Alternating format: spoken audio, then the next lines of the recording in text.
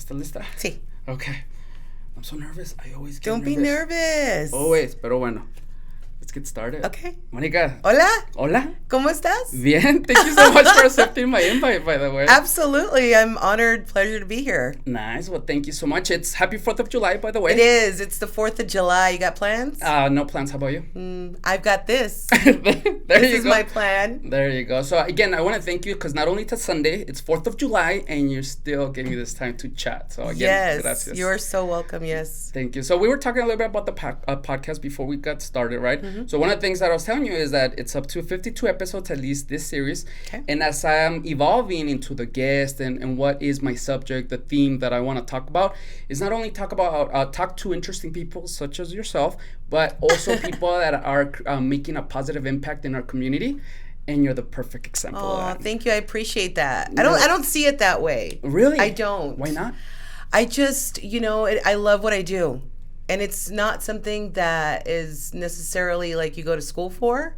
It's just algo que me crece, it's just inside me and I do it. I don't think about what I'm going to get in return. It's just me going out there and touching people's lives and making a difference. I think that that's the ultimate high, It is the ultimate high, and by the way, you do such a great job at making a difference. you. So aside from thanking you for your time, I want to thank you for everything that you're involved, everything that you do.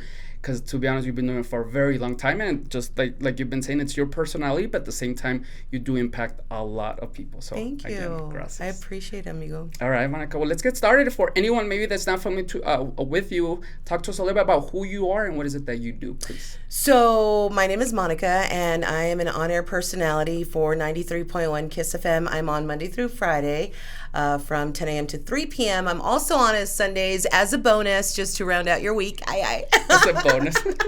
But I've been in radio for the last over 2 decades. I started when I was 16 years old. Really? Yes, and it wasn't something that I pursued per se. It was something that just happened. And it was such a natural progression, I suppose. And here I am. I've been blessed, without a doubt. Well, thank you. Tell us how it happened, because you said, again, this is not something that you wasn't your dream, but talk to us a little bit about it wasn't. how it I actually, I wanted to grow up to be an art curator. I'm fascinated by art. I myself am an artist. And when I graduated high school, I was 16 years old. I graduated early. And I didn't want to go to college right away. I wanted to take a year off. I've always been, lack of a better term, an overachiever. I've always, I took zero period. I took after school activities. I was just always the metiche everywhere, And so then I was exhausted. I was 16 and I was exhausted and I didn't want to go to college right away. So I had taken a year off. My mom was like, you can either go to school or go to work, but you're not going to just stay at home. So I was like, all right. So I went out and about, tried to get a job.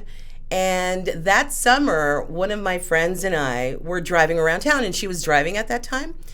And we were listening to a radio station. It was KXCR. And back in the day, KXCR used to be a public radio station. And it was kind of like the signature college station in town, even though it was not the college station. But they used to play like reggae and alternative music, which you weren't hearing on the regular radio stations. So that's where Club 101 and Joe Dorgan, he was on there and he was doing Stepping Out. And there was an advertisement on the radio when we were driving, and they were accepting volunteers, but primarily it was a jazz station. We went, applied, and I got a call back.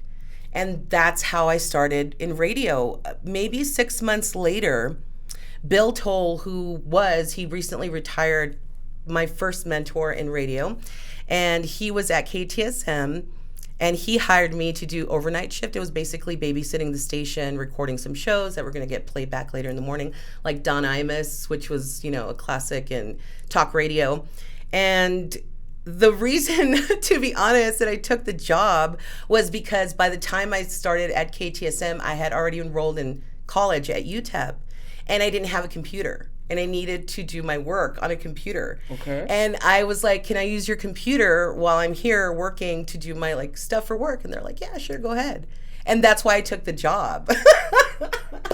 It wasn't like, Wow. it wasn't because I was like pursuing a job in radio, and and that's how it all got started. And 20 plus years later, Yeah, you're still I'm doing still that. here. And so I'm not originally from El Paso. I moved here when we were I was about 14 years old, and then From Hollywood, California, if I'm not yes, mistaken? from Hollywood, California, and then I didn't. El Paso was not obviously Hollywood, California. So I turned to my mom and I was like, when I turn 18, I'm leaving. And she was like, whatever, do what you got to do. I didn't leave at 18, but I did leave. I want to say it was 21 or 22. And I moved up to Portland, Oregon. And I have family up there. Were you and working for radio as well? I didn't work for radio for the first year, but then eventually I did work for radio, and actually worked for another radio station in Vancouver. Yeah, I was just bouncing around. But it was such a great experience, stepping outside of the El Paso market. And it was a behemoth to be in a bigger, larger city, and to find out that the radio world is exactly the same no matter where you go. There's still the higher ups, there's still the middles, and it's still the same kind of circle. And it's very difficult to get a job in radio, no matter where you go, because you have your standards, you have your usual suspects that are on, that people have learned to love in their community, and you just can't just walk in and be like, hey, what's up? And you have to know the city. And so to say that I've been with Kiss FM for 17 years since I moved back to El Paso has been a blessing, because the community did embrace me. And I'm so grateful for that, because I don't know. I mean, if it wasn't for that, what else would I be doing? Wow, that's so interesting. Let me ask you, you've been active on Kiss FM for a very long time, just like you said. And it's not luck, it's just not, there's more to it. So looking back, what is it that you think that has helped you being active for so long? So that's a very good question. And there's actually purpose for me, because I moved back to El Paso from Portland because my mom fell ill. It wasn't necessarily my choice to say, oh, I'm going to move back to El Paso. But it was my choice to move back to El Paso. So when I came back, I didn't have a job. There were no radio prospects, anything. So I actually waited tables for a little over a year when I moved back to El Paso, and I loved it. I love waiting tables. I think it's like, it's such a great job because you get to meet people. I'm a people person. I love that. But when I did get into radio, I decided very early on that I was going to use my platform to help cultivate things to do in El Paso. So it was very self-serving in the beginning. It was like, well, there's nothing to do. Well, let's make stuff happen. And this is in your 20s that you have this mindset. Right. Wow. It was like, let's stir the pot. Who do I know that can benefit from this? Or, and so I started putting people together. Like, this person wants to do this person can do that. They should meet, then they can work together. And so it became a lot of that. It was a lot of connection. It was a lot of, hey, I know somebody that you should meet. Hey, I know somebody that you should meet. Yeah, and that's how it got started. And then it was about my community, and I started seeing different perspective. It was a whole different perspective. It wasn't 14-year-old Monika going, oh my God, this is so lame, It was like, well, I'm here now. Okay, let's get busy. It was it's that mindset, and it still is. It really is, because I live here now. This is my home. I'm not going anywhere. And so when I have people come in, whether they're friends from other cities or celebrities, I want to be proud of my city, and I want to show it off and explain to them what makes El Paso such a gem. Because to be honest, I've always thought that El Paso has this tremendous potential that just hasn't been tapped into adequately. Not that everybody's doing a great job in each department, but there's so much more that we just haven't tapped into. And I feel like if I can help it grow and cultivate it, awesome. Wow. I'm down. I agree with you 100%. Because one of the things that motivated me to do this podcast, I'm like, I really love my city, right? But there's nothing going on. Again, that was my mindset back then, right? And then as I was doing my research as far as, okay, who can I interview? What's going on in El Paso? I saw that I was way wrong. I was way off. Mm-hmm. The truth is, there's a lot of things going on in El Paso. There's a lot of great people. And I'm like, oh my God. But that's even better. That's the reason why I'm telling you that now I'm shifting into kind of like recognizing that type of person, mm-hmm. right? So now let's go back a little bit, because it's interesting how this kind of mindset that, just like you've been saying, it's kind of like the same mindset that you have. You had it at 20. right? Where is that coming from? I don't know. I think this is just who I've always been. You know, if I have something that I know that you can benefit from, te lo voy a dar, I'm going to give it to you, or I'm going to help you out, because we're all struggling. Everybody, it's a daily thing. Everybody has issues. Everybody's got demons. So if I can make your life just a little bit better for half a second, I'm down. How are you able to translate the way that you think into your audience, into the way you network with people? Because I know right now it's really simple for you to be I'm being myself. But looking back, what are some of the things that are helping you connect with your audience? So the key word is trust. You have to trust yourself. You have to believe in yourself. And then from there, confidence sprouts. From there, once you have that foundation laid down, then the ideas start to sprout like bubbles. It's beautiful, you know? Yeah, it's so true. This confidence, does it come from your parents, from maybe No, experiences amigo. that you had? I'm really trying to see if maybe someone listening that doesn't have your confidence, right? What is it that they can do to get that, right? Because it's really simple for us to talk about it now, but the truth is that there's a lot of people that are not as confident as you. Well, okay, so, you know, it's just, a lot of it's very natural. I've always been this personality. I've always been very loud. And, you know, my brother is the exact opposite of me. He's an introvert. He doesn't go out. He does go out, but two separate, we're like the sun and the moon. But I think that for somebody out there who may have that passion or feels like they just don't know how to raise their voice, you have to really trust yourself and believe that what you're saying counts, whether or not you think that they're going to judge you.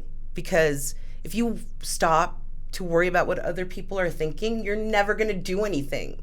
You can't please everybody. Honestly, that's the thing. You cannot please anybody. So you have to have a certain goal. You have to have a certain standard for yourself. You know, we're talking about earlier, you know, editing and doing all these things with technology and you know, trying to figure out how you're doing this, but you just got to do it, and you're going to learn as you're going, but you have to set a standard for yourself. Ooh, I like that. You know what I mean? So when you're editing, you can't be lazy, right? Or if, you know, for example, for me, if I'm on the air and I'm not doing my prep, I'm lazy. Can I do a shift without prepping? Absolutely, you know? But for me, I'm cheating myself and I'm cheating my audience. Wow. You have to have an accountability factor, because if you don't, then what are you working towards? Wow. You know? Yeah, and it makes perfect sense. And just like I was telling you, I value time so much. I'm also very busy, right? So like I was saying, I spend an average of 15 hours per guest because I want to also be hold myself accountable to this standard, right? And then when people ask me, because there's some people that reach out, hey, I want to start a podcast. What is it? And I'm like, wait a second, I'm not an expert, trust me. But I know a lot of people just say, start with a phone, start with something. And I get that approach, which is true. It's better than not starting. But for example, in my case, if you are able to afford the nice microphone, the better camera, if you're able to afford, do that. Because at the same time, that's kind of like your standard of, hey, it's not only about starting, but I can start at this level, right? Right. And it comes with the same thing to preparation, to anything that you do. And now you can tell as far as, okay, this makes not only your work life, but I'm sure your personal life, this is the same thing that applies to everything else that you do. I live by a schedule. Like, my day is thoroughly scheduled. I'm doing laundry like at 11 o'clock at night if I have to, you know what I mean? But it's because you have to learn to navigate your time. You have to also, and it's very important, you're talking about spending 15 hours editing, which you also have to work smarter and not harder. True. You know, so there are ways that you can, you know, we'll talk after this about that, you know. But also, you know, navigate your time where you're also separating some time for yourself. And that's very important to, you know, keep yourself healthy, do what you got to do, take a walk, go to the gym, whatever jives for you. Pero tomar ese tiempo. It's very important. It's very important that you have your me time to shed all the energies around you that you're, you know, encountering throughout the day or throughout the week, however you do it, but that's also very key, is to take some time. Don't talk to anybody. Don't work. Just do you. Nice. But it's okay. I'm talking to myself in the female version, because I also like find a balance. It's not about eating 24/7 the right way. Exercise. You have to find a balance. I'm coming back from a 2-week vacation to Cancun. Not bragging or anything, but same thing. My goal was to post or upload an episode once a week. But then as I was doing them, I found myself extremely busy, that I wasn't enjoying myself. So I'm like, wait a second, are you doing this what's the reason behind this? And I'm doing it for myself, to hang around with people such as yourself, to meet, to also get best practices from individuals like yourself. And I'm like, you know what? It's going to be bi-weekly. And for example, when I had this vacation, I'm like, I know it's been like maybe 3 weeks, maybe 4 weeks that I post, but you know what? I'm okay with it, because there's also has to be a balance between your time, right? Whatever makes you happy, go for it. And when I see the people that are living like the perfect life of the fit lifestyle, or maybe the diet at 24/7, I'm like, I get it. And if they make someone happy, it's fine. But I think it's always going to be happier if you find a balance of everything, right? Like you don't have to be that perfect person, right? No. Let's talk about this, Monica, because you're a local personality, right? Involved in a community. We're going to talk about everything that you do, the projects that you're involved.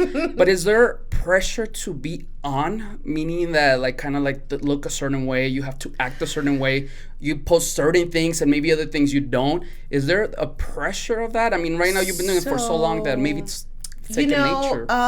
Maybe pressure is not the right word. You choose to do what you choose to do. Okay? Again, we're talking about that standard. How do you want to be perceived? Okay, so for me, my honor personality, when you hear me or when I run into people, I can be your hermana, I can be your sister, I can be your girlfriend, I can be your whatever, because I'm very neutral.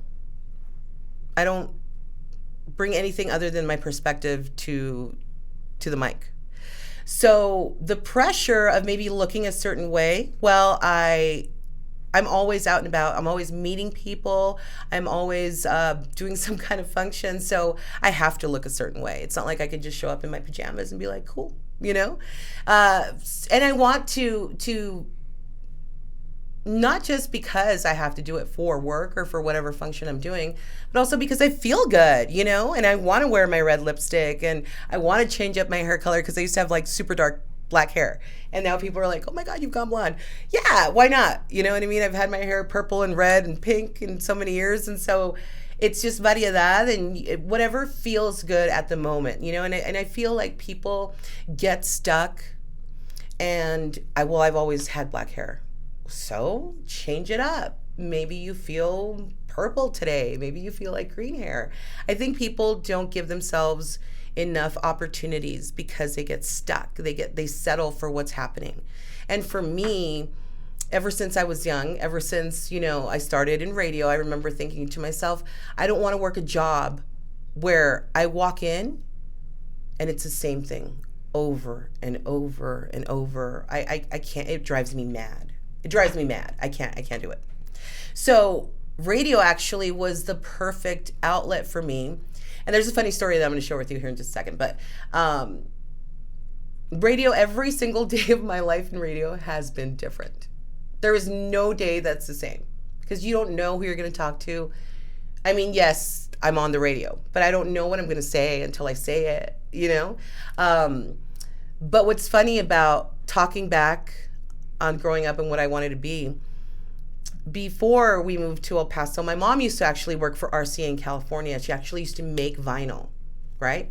So my mom would bring these discos home, and I would like study the albums, and I'd open up the albums, and I'd sit there with my brother, and I'd look over the songs and, the jacket and the whole thing. And I got to doing that so much that I started reading like the bylines and was like, look, brother, this album was recorded at this studio, but look, this album was recorded at this studio. Like, who does that? That was me, And I remember when we were kids, my brother and I, we used to play, and we used to take like products from like the kitchen, and I used to pretend to like redo the commercials on TV with the products. Really? How crazy is that? But I never in my life put one and one together. It was just like, it was predestined. In my opinion, that's how it worked out, because I literally got the job in radio without seeking it. While others that I've met throughout my life have told me, how do you get in radio? And I'm like, dude, I don't know, man. I got lucky, I really got lucky. And the first time I heard myself back on the radio, I 100% thought, who is that and why am I even doing that? Because it was the most horrible thing I ever heard. I didn't think I had a voice for radio, and it's all, subjective, but yeah, it was. And so because it was public radio, I didn't have any shame. I was like, well, nobody's listening. You thought no one. I was like, nobody's listening, And I think that mentality I've carried throughout all these years, and that's what's helped me not even think about it. Really? Yeah. So you touched a little bit on my next question as far as how did you get over that? I was telling you that before that it's been about a month or two that I'm doing this 10-minute segment in a TV show in Spanish, and I cannot watch myself because I'm embarrassed that, oh my God, I said this or whatever. And it sounds like you did at some point had that. How did you get over that, aside from thinking that no one's watching? Well, okay. Camera is different, right? Camera is different than behind a mic because nobody's watching you. But one of the things that you're going to learn is how to sit, okay? And then when you get that down, there's also how you talk, because you need to talk through your diaphragm. There you go. Versus from talking from your throat. So you have to get comfortable with that position, and that's the best advice I can give you is to sit up really straight in a good chair, something like this, and get a book and read out loud. Well, okay. Read out loud, because that's one of the best pieces of advice that I ever received early on was, read a book out loud like you're reading to somebody, telling them the story as it was meant to be read. And it really helps. Okay. It really helps because it helps with your enunciation. It helps with your way of thinking as you're reading and how you're flowing. It's a flow. And then your mannerisms, because you're behind the camera. If you're fidgety, the camera is going to pick it all up and it's going to look awkward. So that's what you have to work on versus what's coming out of your mouth. Once you get that down, then you're comfortable enough to just focus on you talking, because right now you're like everywhere. Yeah. How about the mental aspect though? Because I'm sure that there's a lot of people that are perfect the way they talk, the way they move their hands and everything, but they still think that they're not good enough. Have you ever had that? Well, sure. But again, it goes back to what I was telling you. It's trust. You got to trust yourself. You have to have that confidence. So when I get on stage, I have to leave, Monika, as I know Monika, I have to leave her downstairs. When I get on stage, I have to be Monika. What's up? You know what I mean? And you just throw yourself, you dive into that feeling, you dive into that personality, you dive in and you feed off the energy of your crowd or your audience or whatever. Or if it's your guests, you just give them your 100%. And don't try to get ahead of the game. Go with the flow, because you're talking to me right now and you're probably like, what am I going to ask her next? For sure. You know what I mean? Yeah. So it's more conversational. You got to kind of let everything else melt to the side. And so for me, all right, so people ask me all the time, well, you're so comfortable interviewing people. Well, first of all, they're just people. Okay, they may be superstars, but they're just people. And here's the thing.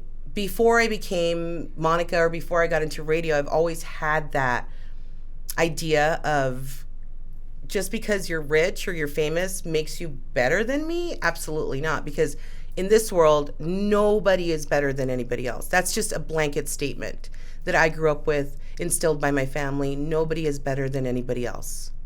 You can choose to be a crappier person, but everybody, todos somos iguales. We all have, goodness. We're all made of the same thing. We're all struggling, So it starts there. So when I meet somebody, I'm not overtaken by their celebrity or anything like that. I'm like, hey, what's up? And when you treat them like that, they want that. You know what I mean? They don't want the fans and the fawning. I mean, they do want that, but not like, and you treat them with respect and you just give them their moment. And then when you're interviewing, then you can jump into that whole like fanfare or whatever. But mostly it's just giving them their space and seeing them for who they are as a person. you know, and I think that really will help you in the future, you know. Nice, interesting. As I was telling you, this the TV show I'm doing is in Spanish, and that's what I found out that my native language is Spanish, right? So I was thinking, oh, okay, well now that it's in Spanish, I'm gonna be more fluent, so it's gonna be better. But no, that's when I found out that I can't speak English or Spanish properly. So I was like, oh my god, but that's a different story, by the way. Going back to your opinion, this is something like meaning like your opinion that you give on the radio. How can you, or do you, or how is it that you're able to? Because I'm sure with everything going on, like political times or maybe COVID, anything else, maybe you have like very specific way of like your opinion on how certain things are managed. How do you deal with knowing like what to say, how to say it? Do you keep some things for yourself, of course, but do you also express your opinion? Do you have to, and that's going back to kind of like my question on like, is not, maybe not pressure is not the right word, but knowing that maybe I'm against the mayor and like the things going on in Paso, but do I really want to voice that to my audience, right? So I don't try to be political. I don't try to, I mean, yes, I do express myself, and but I don't, I mean, everybody has an opinion. I might not agree with it. You might not agree with mine. But I guess I don't try to use my platform to push agendas. My platform is all about helping the community, how to be better for yourself and for those around you. And there's already so much ugliness in the world. No, I'm not going to use my platform to, you know, put somebody down or to complain, because I very much can.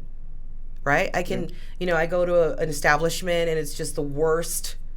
And you know how many times I'm like, it's on Facebook already. Just kidding. But I don't want to do that because I want to get out of that mentality. So, Eli, I'm trying to like live a life, and you know, it's always a work in progress. You know, like they say, oh, you know, how are you? You're so happy all the time. Well, happiness is, you've got to stay there. You've got to always, you know, work to be happy. It doesn't naturally happen, you know. Sometimes I wake up and I'm like, oh God, you know. But you have to change your perspective. That's the only thing that gets me through, is changing my perspective. So somebody cuts me off on the roadway, and I'm like, God bless you, because God forbid you're going to a hospital. I don't know what's going on with that person's life, especially right now when, you know, everybody's kind of cray-cray. I don't know if you've noticed that. Like, I have, after COVID, we're also kind of still socially awkward, I think. So people don't know how to interact. I don't know. It's really mercurial. It's just odd. So I'm very cautious when I'm out driving. Somebody's going to cut me off. I'm like, all right, dude, go for it, you know? At the store. I was at the store, 2 days ago, and legit somebody like bumped me with their cart. And I'm like, what? And I said, oh, excuse me, even though you're bumping into me. Pero they didn't even acknowledge me. They didn't even apologize. I mean, I could have made a big stink, but I didn't, because I'm like, obviously they're going through something, you know? Yeah. So you cannot rely on other people and how they're going to react. So you have to, for me anyways, I have to take it upon myself to be alert, cognizant of other people's energy, and kind of play off of that. Wow. But I'm that person, you know? I'm really just naturally that person. You are. Your perspective, your empathy, it's on point, by the way. Thank you. I can tell that whatever problem you have, of course, it affects you at that time, but then you focus on what matters in life, and you're like, I'll be okay, right? Yeah. So I have deep conversations with my daughter and with maybe some friends when we're drinking or whatever, and like, you know what, I'm a very happy person. And when I think about why, of course I'm stressed about work, about finance, like my hair salon, the business, like everything, right? But when I think about why is it that I'm happy, it's not because I smile 24/7. It's because there's very few to none things that make me unhappy. Right. You know, that's it. That alone, like, again, you can hit me right now and it hurts, but then just like you said, like, but one's perspective, show empathy, that because you don't know what's going on, you got it. And going back to, I think you already have the definition of success defined, and you live by that. I don't know, amigo. I mean, if you know, you're happy, it sounds like you got it. I am, you know, and I the thing is people say success. So success is very subjective. What's your meaning of success? I am very happy and I have nothing to complain about. There are things that happen in life and they're going to continue to happen. But look, I've got a home. I've got a roof over my head. I've got food. I've got a job. I've got friends. I've got family. I've got my health. What else? What else? Riches? But there's nothing out there that I'm not going to do with time. If it's money wise, it's, I want to take a month trip to Europe. Well, all right, let's save up. Let's do it. Si lo quieres hacer, you're going to do it. Yeah. You know what I mean? So to me, it's a privilege to be walking this earth. That's how I see my life. Yeah. It's an absolute privilege. So I know that there's magic inside me. I know that there's energy inside of me. And I want to use my powers for good and not evil, Wow. Ahorita estoy llorando, Monika. Oh my God, this is so good. Thank you so much. So, this is somehow, some way, it has become like a recurring question. And I think we talked a little bit about it. But what is your personal definition of success? Okay, so I actually have a motto. Okay. So, I love cartoons. I'm a big cartoon girl. Okay. And back in the day, they used to have the Animaniacs with Pinky and the Brain. You familiar? Yes. Okay. Yeah. So, the whole thing, if you haven't seen the cartoon, one mouse asks the other, what are we doing tonight? And the same answer would always be the same thing we do every night, try to take over the world. And there's that. So my motto is, what are we going to do today? Or we're going to try and take over the world. But it's not in a sinister way. Like, I'm not coming at you with like laser beams or anything. My perspective on this and my take on trying to take over the world is to have a connection with somebody every part of the world. That's my goal. Okay. So like, I know people in Australia that I can call and be like, yo, I'm here. You know what I mean? I know people in Spain. Yo, I'm here. Let's do something, Canada, Hawaii. You know what I mean? And people in the industry that, hey, you know what? You're doing something amazing. I know this dude back over there, and I'm going to connect you, and so and so. And that's my motto. I'm going to try and take over the world, but it's not like sinister. It's just really having a worldwide connection. By helping others. And it's not like, oh, he's my friend on Facebook. No. It's cultivating that relationship, and having that connection. That's what I want. So when I die, I want people from all over and be like, who's this person? Who's this person? And be like, oh, well, Monika, she helped me out this way. And like, people would be like, what? How does that even happen? But because, they knew me, we hung out, and we've been friends forever, even though we don't live in the same country. You know what I mean? I love that. And then there was another one too, where, every year for New Year's, everybody's got like their family traditions. Like, you take the broom, you wear your red underwear, whatever, everybody does their thing. One of the things for me for many years has been to choose one word. So it would be a theme that, can be everything. Everybody's like, oh, I'm going to quit eating bread, or I'm going to exercise more. Never happens.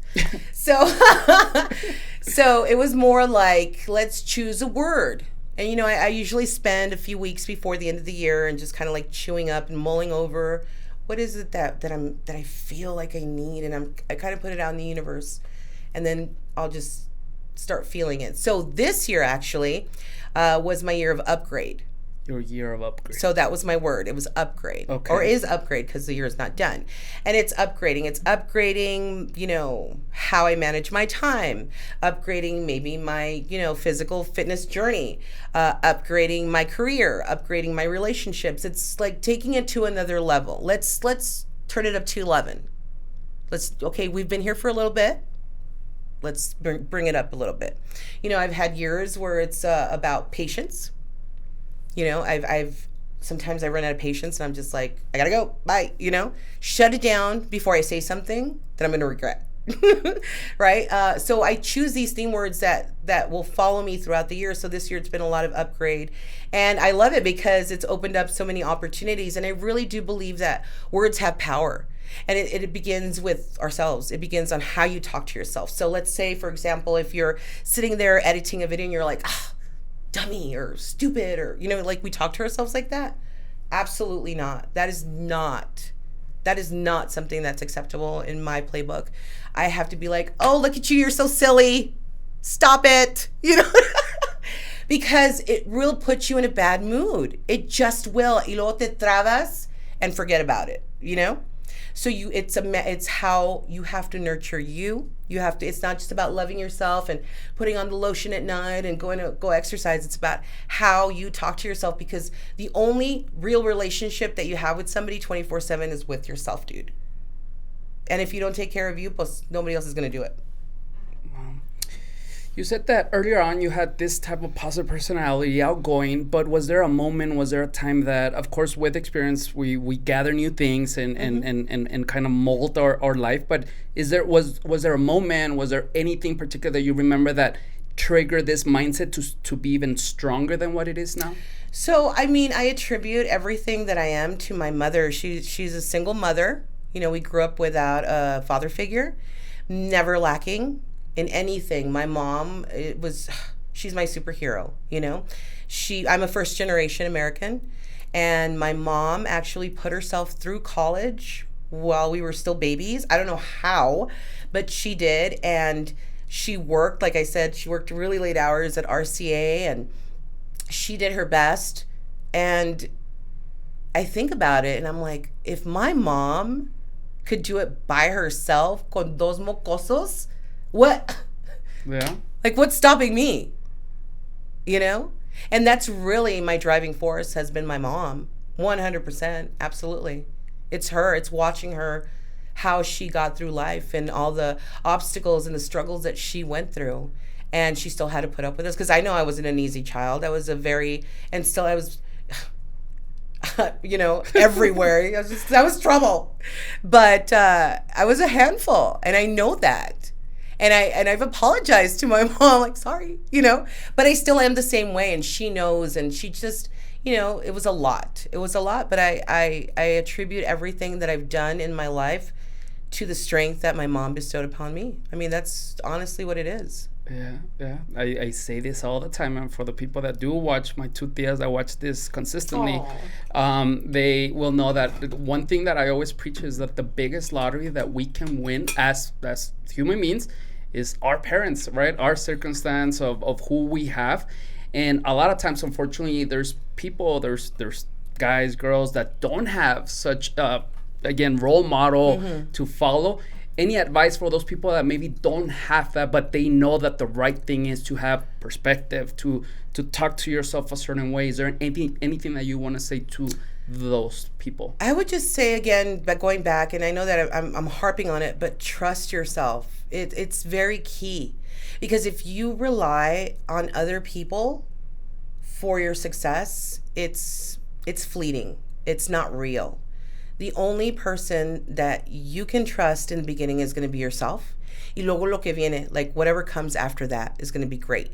But if you don't believe in yourself, even if you don't have somebody else believing in you, you just need that little spark to say, I know I can do it. And if you can do it, if you can think it in your head, oh, sky's the limit. Sky's the limit. I've sat in bed. How am I going to do this? I don't know. People are going to think I'm crazy. Whatever. And then I'll start having conversations with people. What do you think about this? Well, maybe not so much. And I'm like, all right. And you just have to take it with a grain of sand. Because even if they don't see your vision, because they don't know everything that you know, they don't know the people that you're going to connect with. You have maybe, another idea that's going to evolve in the future, but you're not even letting it grow. So you're never going to see that. You got to give yourself the opportunity to dream it. You have to give yourself the opportunity to pursue it. I've sat here and for years, for 3-4 years, I'm going to do a podcast. I haven't done a podcast. You know why? Why? Because I don't want to spend 15 hours editing video. I'm kidding. I'm sure you can get someone to do it for you, by the way, I'm Monika. sure, right? But that's not the point. And also I'm not that person. I don't like to hand off stuff if I can do it myself. And especially when it becomes your brand and you have to put your touch behind it. You know what I mean? Like, I'll leave that to when maybe, you know, in the future, later, you know, if I've got too many pots in the fire, okay, but in the beginning you're the one that wants to do it. But you have to believe in yourself. Yeah. It's okay if others don't believe you. By the way, and if you do and you take that leap and you become successful, guess who's going to follow? All the people that were like, you know? Así pasa. That's how it happens all the time, you know? That is so true. And you're absolutely right. And it's going back to still have the perspective that even if, like, for example, if I failed at anything, like, let's say my business during COVID or anything that I start doing, always the perspective of what's the worst case scenario? And if the worst case scenario is not, I'm going to die, no, it's okay. Exactly. To be honest with you, that's kind of like my only thing that if it's not, I'm going to die, go for it, right? Like, what's the worst thing? I lose my house and then I go live with my mom. I'm okay with that, you know, because the perspective is of what I want. I have, we'll talk about your goals in a second. I have a clear mind of what I want to do and how to do it. And to be honest with you, the opinion of most people don't matter. It just matters the people that are like really living their life to their full potential, right? And that's kind of like where, going back to perspective, you need to understand of what matters, who matters, why it matters, and then everything else falls so easy. The thing is, the hard part is going to kind of like doing the first thing first, which is kind of taking that leap of doing whatever you want to do or taking that chance, which is kind of like really hard for a lot of us. It is, but you know what's interesting? I really noticed that during COVID-19, during the pandemic and the lockdown, I think, which is terrible. And it still is heartbreaking because a lot of families, they haven't been able to, you know, catch up. But a lot of people took the opportunity of sadly being laid off or, you know, letting go. They took that opportunity to start their business. I was thinking about doing it. Now I'm doing it. That kind of thing. So there's been a lot of success stories, which I think is, you know, the high end of the spectrum of taking a bad situation and turning it into an opportunity. On that same scale, you have the people that had a bad opportunity that just fell further down the rabbit hole, you know, and it exasperated whether there were mental issues or you know, domestic abuse. It just made it worse for them.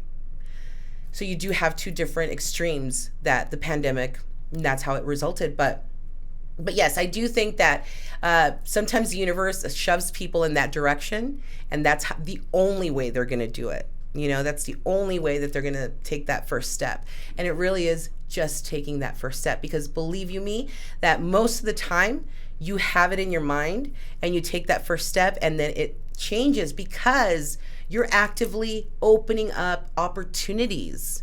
Once you take that step in motion, you are rippling things in the universe. You're just making things happen, whether you know it or not. Yeah. You know? Exactly. Yeah. I don't know if you know this comedian, Sam Butler. He's big in the thing about Sam is that he his native language is English. His mom was born in Mexico, so he's able to speak Spanish. So he made that transition, English comedy to Spanish comedy. And when I had him on, he said, you know what, the reason why I said yes to your podcast, well, one of the reasons, right, is that when you start something, you don't know what's going to happen after, right? And I want to be part of that. And I'm like, oh my God. So when Caleb offered me that TV show, I'm like, oh my God, I remember Sam. And just like you said, like, things will open up when you do it, right? And if it doesn't, what's the worst case scenario? Nada, pasa nada, right? Exactly. Monika, going back to upgrade, right? Which is like kind of like the theme. I don't know how to call it. It's my theme of the year. It's your theme. How are you able to make sure that you don't forget about it? That it's still constant in your mind. That you still do it, because it can be the same as losing weight. It can be upgrade, but at the same time, how is it that you're able to make sure that it keeps going? So the way I think about it is, you know how people have safe words. Okay, I Which will is not like- for what. I don't know what you mean. Exactly. But there's safe words, right? So it becomes my safe word for me, my personal safe word. So, por ejemplo, we've had rain all week long, and I love, love, love the rain, minus the houses and the streets flooding and all that stuff. But normally, just bring on the rain.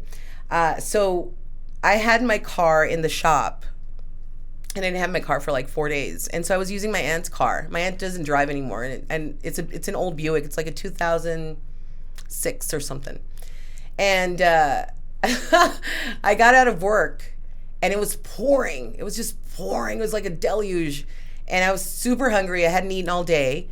And I was like, ooh, I want clam chowder por antojada. You know what I mean? And so I was like, Pelicans has the best clam chowder because they make it from scratch. Just saying. And so I called my order. I'm like, I'll be right there, And so I start driving, and the car starts to fog up. And I tried to turn the knob. And when I turned the knob fell out. So I couldn't turn the knob. I'm like, all right. So I was going to open the window, even though it was raining, but to let a little bit, circulation going. And the window wouldn't come down. And so now it's like extremely foggy. I'm on Mesa, and I'm like, whoa. This is not good. I need to pull over. And so I pulled over, and I'm like, what do? I can't drive like this because it was nighttime. It's all fogged up. Like, there's no way. So I'm trying to turn the car on, turn it off. Long story short, I end up banging the door several times, and the window finally came down. I went to pick up my soup, and I get back in the car, and now the window won't close. So now all the rain's coming down. I'm like, fine. So I'm driving back down to my house, and I had to get some money out of the ATM. I just had to get some money out because my brother was going to go up to the mountains. He's like, hey, don't forget to give me, he had to lend me some money. And so I go to the ATM, and I put the ATM card in, my card, and it takes it, and it swallows it, and it doesn't give it back. What? Because the rain, it was coming down so hard that it was like shorting out the machine. So it keeps my card, and I'm like, what do I do? Like, I can't leave because it's like enter code. And so eventually it was going to spit it out, right? So I'm at the end of this with the window open, all the rain coming, and I'm like trying to call Wells Fargo, 1-800. I'm like, hello. Finally, the card comes back because it times itself out. It was like 15 minutes later, and I'm driving home with the window down, and I'm all soaked. And I get to the house, and I slam the door again and again. Finally, it goes up, so thank goodness. And I yes, I was wet. Yes, I was tired. Yes, I was hungry. But all I could do was laugh. Because when my friend told me this, and she was right. What if that whole time that you spent dealing with the door, stuck at the ATM, it was raining really hard? And what if the forces out there were preventing you from being on the road because maybe something could have happened? I was driving a car that I'm not used to driving, and maybe all of that time interference was meant to be because it was preventing me from being out on the roadway. And you have to appreciate that. You have to appreciate the irony of God being like, you know what, I'm just going to ruin your day just for a little bit, but it could be worse, so just deal with it. I'm like, all right, And I had to be like, upgrade, Monika. That's your safe word. And it always goes back to my safe word. And I have to, consciously be like, what's my safe word? Upgrade. Okay, upgrade. So upgrade at the end of the day became, well, I am upgrading my car because I'm getting it serviced. So that's good. And I have to be grateful and blessed that I'm still alive in one piece. And I got home and I still have my soup that I can, heat up in the microwave and call it good. Nada pasó. Like, so you got soaked. And what? You know what I mean? Like, it's a blessing. It's God giving me all these raindrops on top of my head, and it's like, so yeah, that's what happened. That's what helps you keep. But let me tell you, Eli, my life is full of adventures, and these are just kind of like the things that happen to me all the time. I fall all the time, and I break bones all the time. Not even kidding. It's quite a life. So since I've always been this way, I've always been clumsy, I've always fallen, I've always siempre me pasa like a chandelier fell on my head, like uncommon things happen to me. But I feel that it's just because my energy is so much that things se atraen. You know what I mean? Yeah. And I'm like, oh, it's just because, they want to be near me. Wow. So it's no, but it's so, everything. I mean, such great perspective. Going back, that's what it is. The way you see things, instead of you can put yourself, a mí siempre me pasan cosas malas. It's me. I'm bad luck. Wait a second. Calm down. It's not that. It's everything, including the good. It's just the stories that we tell each other. Right? Yes. At least choose to tell a positive story that's gonna help you, instead of obviously impact you in a negative way. Yeah. Now, I can definitely see, and whoever's watching here can see why El Paso loves you. Aww. But at any point, have you dealt with any type of hate? Oh, gosh, yes. Tell us about that. I know how you dealt with it based on your perspective, but at first, was it difficult? Is there a specific example that you remember? So, yes, I've had hate mail before. Hate mail, okay. Going back to talking on the radio and what I choose to talk about or how I choose to talk about things. First of all, I'm on the radio, so it's entertainment. We don't need to be talking about hardcore politics. We don't need to be talking about abortions. We don't need to, no. But there were some very serious situations happening during the pandemic, obviously, and politically. And there were certain things like, go out and vote. Absolutely. I will get on the radio and tell you to go out and vote. Whoever you want to vote for. I don't care. Just go vote. That's important to me. So you choose and you pick. But last year or 2 years ago, with the political scene, even telling people to go vote, I would get hate mail from certain constituents out there who were just vile. Okay. Things like, I hope you get raped. What? I hope you, get violently raped and killed and somebody pulls out your everything. Very graphic and very disturbing. But, on the other spectrum, on the other end, I've had stalkers, I've had people follow me. I've had people send mail to me. And this has been going on for years, and so, there's protocol. You notify authorities and police. But have I felt safe? Overall, yes. I live by downtown, and there is a lot of homeless. And I talk to everybody. I do. I'm at the light and, there's somebody with the sign. I'm like, how are you? What's your name? Because I feel like those people, obviously there's something wrong, whatever their situation is, and they need help. But they're also human beings. Again, it all goes back to we're all, the same, made out of the same thing, whether they're there or not. They have a name. They, I'm sure, feel invisible because nobody talks to them or nobody sees them as human, or they see them as subhuman porque están, dirty or they're drunk or whatever. You know what I mean? I'm not here to judge you, dude. You do with what you can, I'm trying to get through my life too. My life isn't easy. I mean, I've got, personal problems. Everybody's got their ordeals, but nadie les importa. No. You know what I mean? Like everybody... You've got problems that I don't want to deal with, and I've got problems that you don't want to deal with. You know what I mean? And you're the only one that can work your situation out, and I'm the only one that can work my situation out. Now, I'm not here to judge you. I'm just be like, what's your name? How are you? You all right? Wow. God loves you, because he does, It is what it is, dude. So when you get hate, does it help you think that, it's not me, it's them, of course, projecting themselves to... that negative comment, whatever it might be. I mean, is it shocking? Yeah. But do I take it to heart? Nah. Whatever. It's so funny because I always say this when you're on Facebook. I don't know if you also have the type of friends that always post about, people hate on me or the haters. My take on it, my personal take is that hate doesn't exist. That you choose to think that way. Now, it doesn't mean that doesn't exist, but if by me choosing that it doesn't exist, then there's nothing wrong that can happen to me because I'm thinking it doesn't exist. So yes, but I think there's a caveat with Go that for it. because I very much am that school of thought. I'm very much if I don't live it or breathe it, nada pasa, right? But you also can't turn physically a blind eye to it when it is happening, right? You can't turn a blind eye to bullying. You can't turn a blind eye to hate crimes.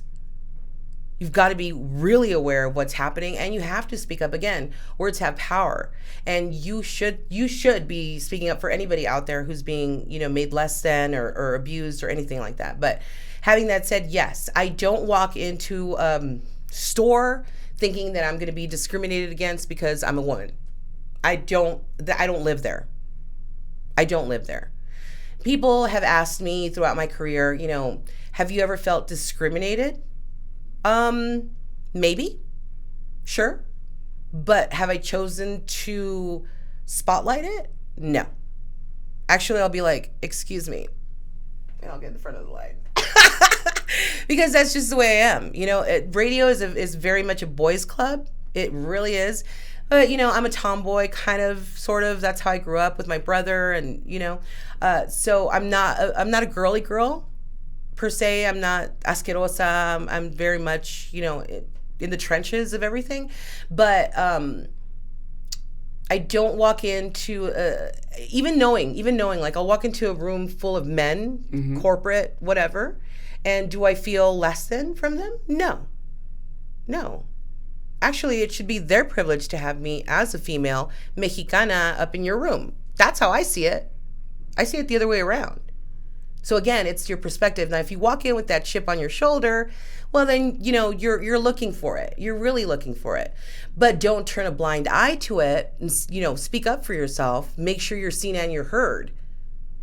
But there's no need to walk in, with guns blazing because you're already like, oh, I'm a girl and I'm Mexican and, you're going to have issues with me. I agree 100%. And maybe hate wasn't the word. And definitely if there's physical, of course, anything going on as far as hate. But what I meant more is like envidia, no? That me tiene envidia. Ay, amigo. Like there's no such thing as that. I always think that, bro, you're not that good. No one's that good to someone else have envidia. Maybe do I want that car? Maybe, but like, well, again, the way I see it is and when I think about it, is there anything that it's gonna hurt me by thinking that there is no such thing as someone being envious? No, I mean, unless there's physical abuse, there's something going on. But if it's just mentally, right. The story that I choose to tell myself, nadie me tiene envidia, bro, you're not that good in this world. You're gonna die. Like, don't think yourself better than someone else, because when you think that someone else is envious of you, automatically you're thinking that you're better than that person at that one thing, whatever it might be. So that's what I try to preach. At least my daughter, that's the only one that listens to me. But the way I live, and that's why cuando me dicen that my haters, again, the people that talk behind your back, the people that are envious about what you have, bro, if you think that way, you lost already. Sí. That's my take on that.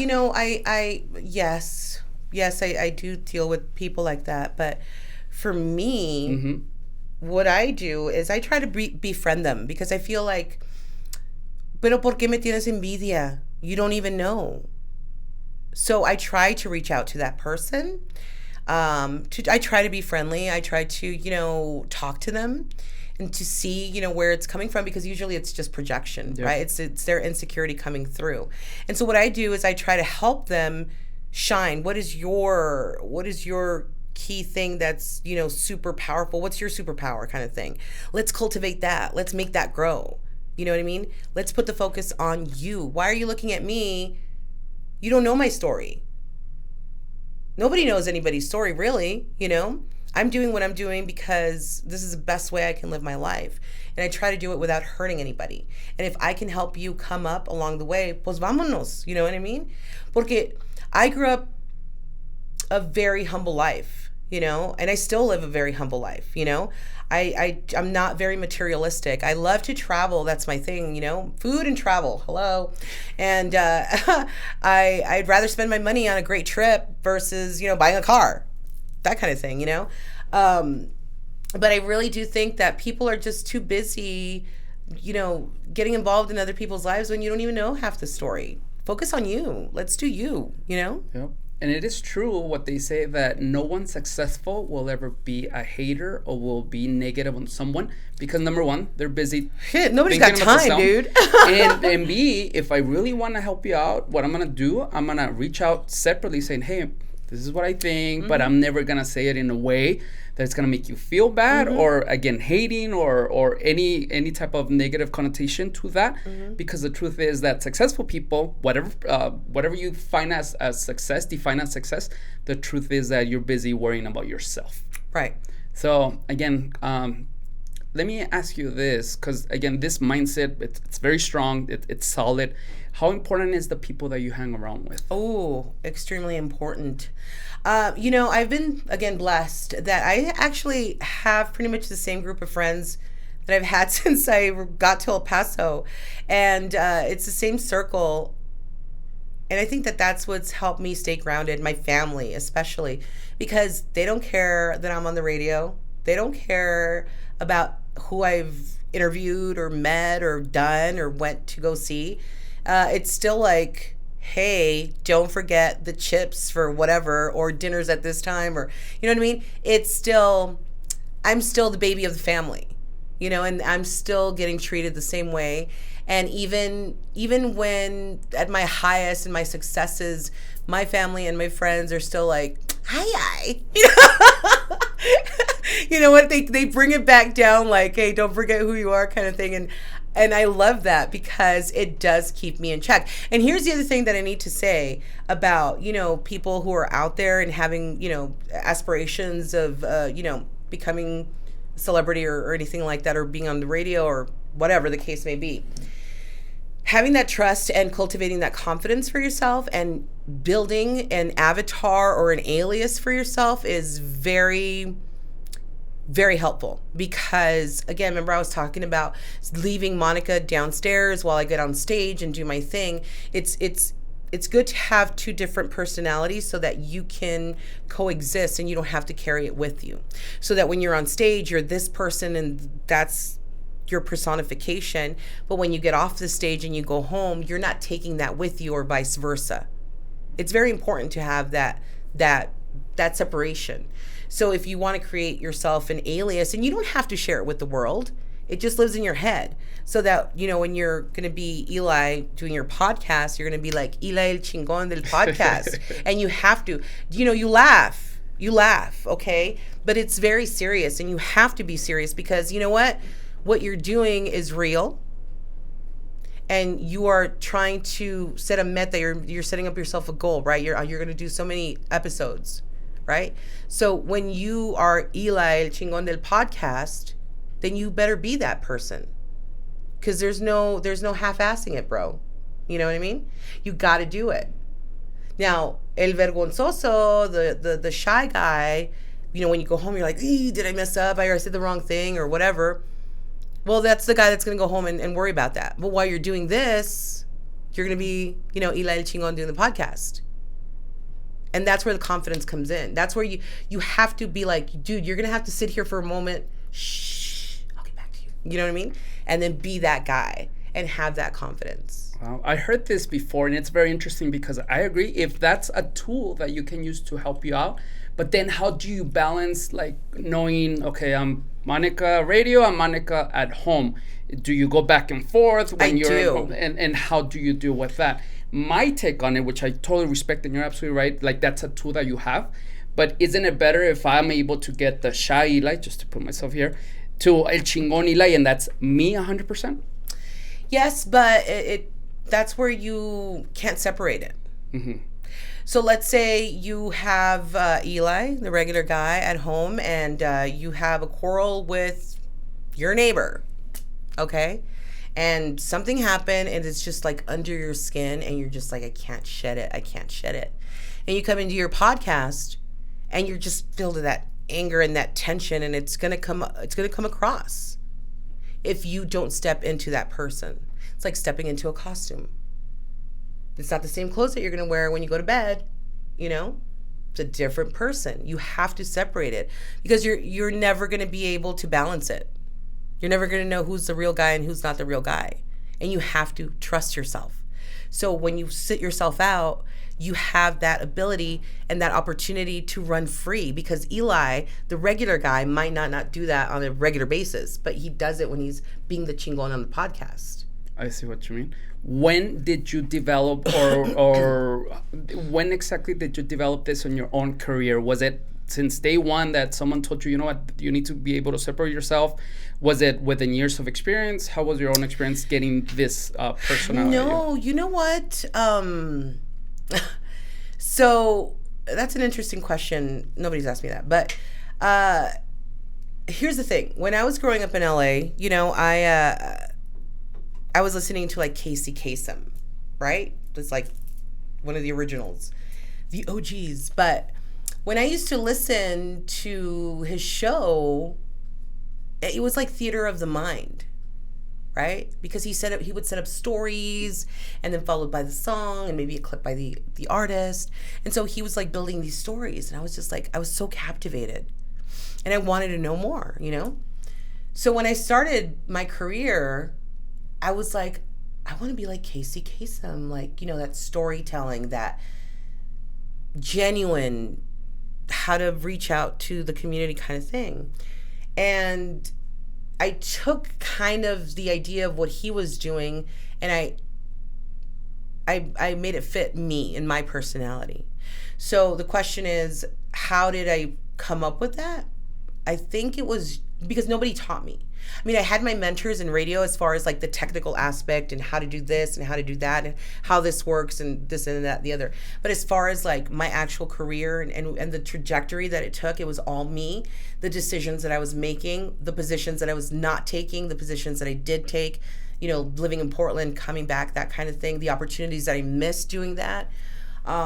It's all taken a toll because, you know, I could sit here and be like, gosh, what if I had never moved to Portland? Or what if I had never come back from Portland? You can get stuck there forever, yeah. But you can't. Because again, everything that I've done has opened a door for something else. And there's a ripple effect. And 17 years ago when I moved to El Paso, that ripple effect is still happening now. You see what I'm saying? Yeah. And it's going to continue to happen as long as I keep out there pushing it and opening the doors and the windows and going through them. And it's an adventure, dude. And that's what I love. And I feed off of that. Like, where next? ¿A dónde vamos? You know what I mean? What can we do today? You know?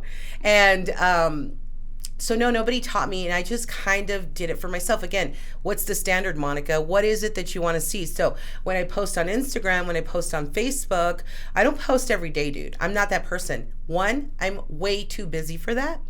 Two, I'm not just going to put tonterías just to put them on. And three, I'm using my platform to elevate others and elevate my brand. Ultimately, that's what's happening. So no, I'm not posting pictures of my family. I'm not posting pictures of my niece because that's private. That's something that's for me. That's something that I get to enjoy, that I don't want to share necessarily with everybody. Now, if I'm out and about with my niece and my family and you run into me, fantastic, I'll introduce you.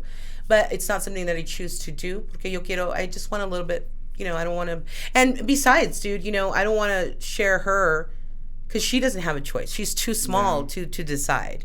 You know what I mean? Privacy is very important to me. I'm very open. And everybody knows a lot about me, but I do appreciate my alone time. If I don't have to see people for a good while, I'm good. I don't have to talk to anybody. You know, my friends are very understanding. I'll be like, you guys, I'll call you when I'm ready. Oh, yes. No, okay. No, it makes perfect sense. But it's you know, they'll check on me and they'll be like, hey, how are you? I'm like, I'm good, babe. I'm really busy. Like, I can't even right now. I will call you back when I get a chance. And they totally get it. It might be 3-4 days. And that's the thing. Like, it's never awkward. Like, I can go a month and be like, hey, so last time we talked, it was this. Where we at? You know what I mean? Like, just, it's super natural. I don't have, and that's the thing. If you have to work for your relationships, maybe you should think about them again. Because for me, dude, my friends, my family make my life so much easier because they understand my life. You know, they understand that I'm literally doing 7 things in one day plus work, you know? And I sometimes I go between gigs, hair, makeup 2-3 times a day. It's just ridiculous. Who does that? I do, but that's my life. And I do it with a smile, and I'm always going to be positive, because who else does those kind of things? I mean, I could get up and go to work and sit behind a desk for 8 hours a day, and how lame. Yeah, that's just not you. No. Have you ever dealt with people that maybe don't share the same way of thinking? Anything that you maybe had to cut off, maybe friends, family? And if you did, how did you do it? So, what's really interesting is pre-COVID, right? Everybody's always calling, blah, blah, blah, blah, blah. Then you got into COVID. Guess what? All the concerts, all the events were canceled. Mm-hmm. Monica's phone was really quiet. Qué interesante. Interesting. And it just goes to show you, right? People only want or reach out when they need to. And that's fine. You know what? That's fine. But I know who you are. Nice. Yeah. Now you can look at the camera. I did. Okay. But it's one of those, like, I know who my friends are. I know. And usually it's one of those, like, people think I've got a closet full of concert tickets. I do, but I don't. And it doesn't work that way. And everybody will call you. And it's funny, because now that event started coming back up, the phone call started again. Wow. And so that's how you know, right? That's how you know that it's only by interest. And that's not to say that my best friends or my people know who my people are, right? They'll be like, yo, dude, so-and-so is coming, you better hook it up. And I'll be like, I got you. You know what I mean? Es otra cosa, But I got to say, all my nucleus, they never ask me for anything, ever. And they know that they can ask me, but they don't ask me for anything. Yeah. They just don't. I get you 100%. I can relate, because now that I have a business, when I first opened up, hey, can I get a free haircut, for example? Like, I mean, sure. But then, like, if you have a business, I want to pay for it. I want to pay double for it, because I want to support you. Yes. You know what I mean? And then you have those type of people. But then going back to what you said, you have to also have some empathy to, maybe that's not the way they are. Maybe that's not the full picture. Maybe they expect that for free, but if you need to call them at 3 a.m. to bail you out, maybe they will. So it's kind of like a balance of, it's not, you can't judge someone just by one thing 100% of the time. Right? I wanted to ask you a follow-up question on your circle. What does it take to someone new to enter your circle? Just ask you. The circle is closed. You may want to open it up. What if it comes with free haircuts? No, amigo, you know what? I strongly believe about supporting local. I mean, that's really one of my things is, when I go out and I do interviews for people, and for example, let me just give you an example. So I recently came across a post of this one gal, one board chick, check her out. She did like this huge, they're called grazing boards, like the charcuterie boards. So quesos and I can't pronounce that, but I know exactly charcuterie, like a charcuterie. I wouldn't even try it. So she did a huge one, right? I was like super impressed. I was like, dang, girl, right? Because if I could eat cheese and bread all day, I would. So I reached out to her and I was like, hey, I'm going to write about you if that's okay. Because I don't want to just do it. I don't want to catch people off guard, because again, you just don't know. Yeah. You have to be very respectful around people. So I reached out to her and she was like, no, fantastic, great. So I put out the article, and she ended up sending me one of her cheese boxes, which just blew me away, right? I don't do it with the expectation of you sharing your product. Bonus, great, I loved it. But in the end, what happened was that my article got picked up by FitFam, who shared it on their social media, which in turn, she only had like a few hundred of followers, and then she ended up getting thousands of followers afterward because of the article and because of FitFam and the whole thing, so it was like this complete circle. And that was like the perfect example of why I choose to use my platform for local businesses, musicians, artists, so on and so forth. That's the goal. It was all for her. How can I help her? And then she brought me the cheese box and was like, Monika, I've got like 200 messages on my phone for orders. You know what I mean? I was just like, yeah, you do, that's what it's about. So I don't know. It just me da gusto, and it really does bring me joy. People ask, well, why do you do it? Why do you do it? What do you want in return? I don't want anything, dude. I've got everything. It's about sharing.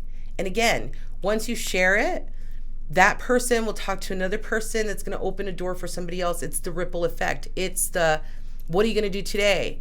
I'm going to try and take over the world. Yeah. Yeah. And in order for that, because again, like one of the things that I wanted to give back is because once you, and this is my opinion, tell me if maybe it happened exactly at that moment, once you find yourself in a stage of life that you're like, you know what, I'm pretty comfortable, I'm okay, you do want to share it, but you cannot think that way if you don't think that you're okay yourself. See, you know what I mean? Yes. If you're not good with you, you can't give that love. You have to love you to give that love. You have to start with you. That's what I'm telling you. It's very important that you take care of you too. You have to set that time. You have to set those parameters. Today I'm not going to talk to you. I don't have the energy. I just want to stay home and watch cartoons and eat cereal. Like honestly, like that's all I want to do sometimes. And then there's moments where I take too much on because I don't want to disappoint anybody. And that's also a no-no. How have you gotten better at that? Or is that something you still work at? By the way, thank you for saying yes to this. Yes, yeah, no. And that's the thing, like, it's important to you. And I see what you're doing. And it's important to me, too, because I'm trying to do the same thing as far as, communicate with people and reach out and, hey, here we are, and and I want to help everybody and I want to dedicate my time. It's really hard when, I have my regular gig and I have to do my give it all, do my best.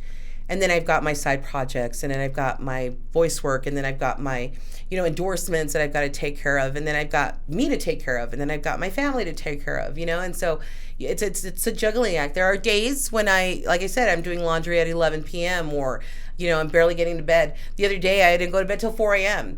But I'm a night owl. So I run on very little sleep. I've always run on very little sleep. So that's also an advantage for me. How many hours are we talking about? I usually sleep 6 hours a day. Really? Mm-hmm. Okay. Yeah. Oh my God, just like you say, you do a lot of things. How have you dealt with stress, with timelines? What is it that helps you? I know maybe a calendar. I know that this was set up in a calendar. But emotionally, how do you deal with everything? And like you said, you want to perform at your best. Yeah. It's not like you just want to show up. You want to make sure that you're showing the best that you can show up at whatever event or thing that you're doing. So how do you deal? Or again, it's a work in progress. I'm not saying that maybe you're not perfect. Yeah. But what are some of the things that have helped you throughout the years? Because you've been doing this for a very long time. Yes. So I got to say, I didn't manage my time very great the first, 2 decades. Because, let me tell you, it's the business, the industry. I mean, come on, pre-COVID, I was at a concert like every day practically, but there's a lot of drinking, there's a lot of that nightlife, and I love to drink. But I would say the last 8 years, I've had to really reassess my love affair with alcohol because while I love it, it slows me down. And if I wanted to try to take over the world, alcohol was not part of the plan. And you have to be really honest with yourself. Do you want to drink or do you want to work?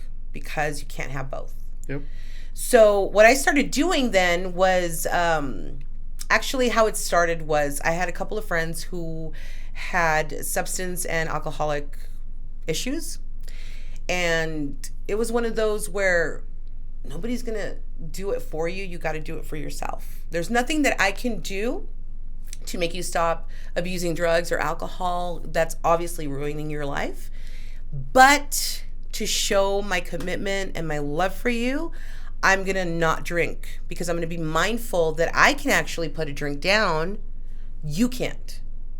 So I'm going to be like your cheerleader. I'm going to support you. And so I'm not going to drink in honor of you.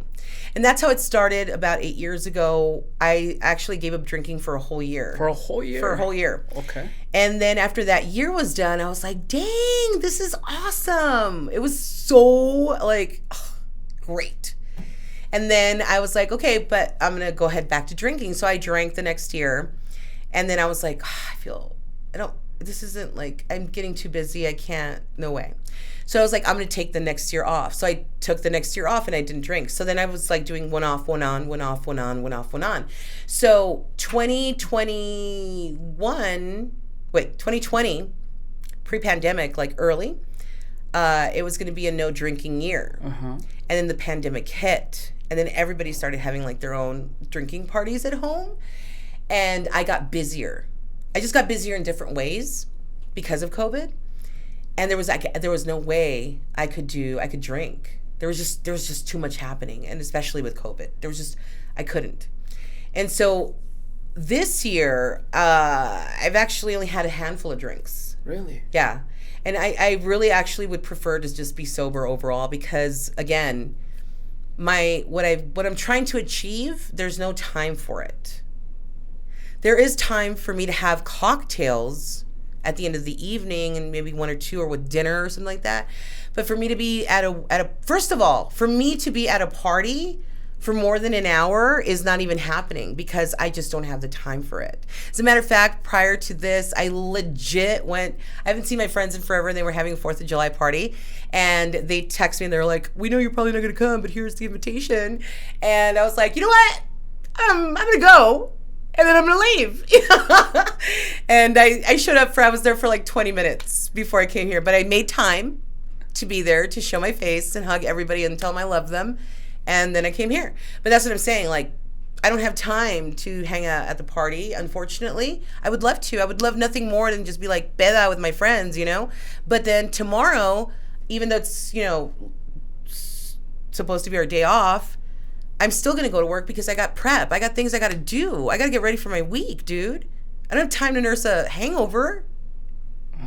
Monika, I know you say it like it's nothing to you, but hopefully you understand the self-discipline that comes with that alone. That this year I'm not going to drink. And again, everyone has dreams. Everyone has goals. Everyone, especially when they're drinking, they talk about, I'm going to do this, I'm going to do that. But the actual work of waking up at 6 a.m. or prepping or doing whatever, very few people do that. So, any tips on how we can help with self-discipline? Babe, I'm still myself disappointed because I have dreams and aspirations that I have yet tapped into. What are some of those? Well, I can't tell you. Why not? Because they're secret. Why are they secret? Because if I speak them into life, I have to purposely pursue it. I just can't give birth to it while I say it. Because, again, words have power. So if I speak it, I am obligated by my nature to pursue it. Which is what you want to do, don't you? Yeah, well, yes, but tengo tantas cosas that I have to shelve it right now. Okay. Because if I speak it into existence, dude, I am committed and I just cannot put that on my plate right now. But there's some really great things that I want to do. There's some really exciting things that I'm going to do. Some that you can share, because that was going to be one of my later questions as far as what are some of the future projects, inspiration, goals that you have. Okay, so but we're talking about it. Maybe one that you can. So one I've already spoken out loud to a few of my friends. One of the things that I really want to achieve and do, and again, it's one of those I don't know how it's going to happen, but it's going to happen. I would like to build a series of little libraries around El Paso associated with local artists. So, for example, you've had Diego Robot on, right? Yes, so great. We could have, a little library. Maybe it's in the shape of a robot tagged up by Diego Robot. We can have another artist in town. You've got Christina Podaca. Like, she's amazing, and she's got her own style and distinct look.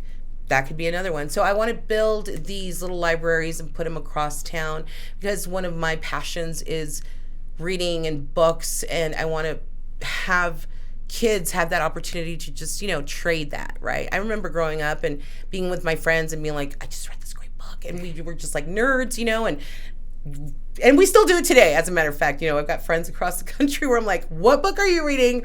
I need a book to read. And, we'll swap like that. It's like a book club. And so I really want to start that. I want to start the little libraries. I know there are a few across town, but they're not everywhere. And I want them to be more accessible, especially like in Segundo and, other lower income communities. I think that it's important to have that. And then also the aesthetic of the artist to be there as well, so you can it's like a double whammy.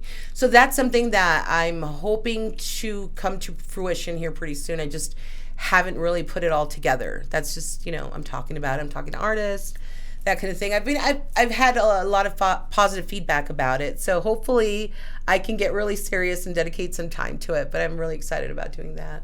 Well, thank you for sharing that. Now, I'm going to give you an idea, and I'm sure that knowing you already have this in back of your mind, and this might be a future project, but this is the first time we interact, of course, right? And I see your strength is being emotional intelligence, perspective, having discipline and all that.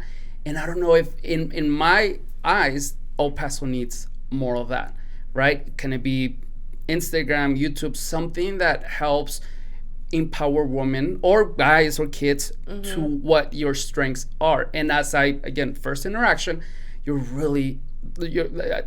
emotional intelligence, your discipline, even though you maybe like they're second nature, but the truth is that when you interact with other people, that's kind of like one of the biggest opportunities that we have as a community. Again, I don't know if this is maybe something you thought about, but if I may, how can you share that as well with our community? Like a TED Talk? I'm not gonna say a TED Talk. Can it be a podcast every week? Ay, amigo, but that's what I'm saying. They would just most likely you have something. So, but that is a strength. Hopefully, you already know that that's a strength. That you have. A podcast has been. I've talked to several different people and friends and people who wanted, me to team up with them, and it's a matter of time for me. Of becoming a priority. Well, yes, because I've got other things. So many other things, I got to pay the bills, right? But maybe I think that that's going to be a goal that I actually have benched that for the rest of this year. I've benched a lot of things for the rest of this year because I feel like we're still in mid-pandemic. Like everybody's acting like, like nothing happened, right? But like things are still happening, Maybe not necessarily here, which I'm so proud of you, El Paso, because we were in very dire straits for half a minute there. And then, slowly everybody's getting vaccinated, so I think that we're feeling a lot more comfortable, but I think a lot of things I'm going to bench out for 2022 just to be on the safe side. And the holidays are coming up, which is always a little more stressful for me because I do tend to be busier, so it's funny because summer is always busier too, but I'm just busy.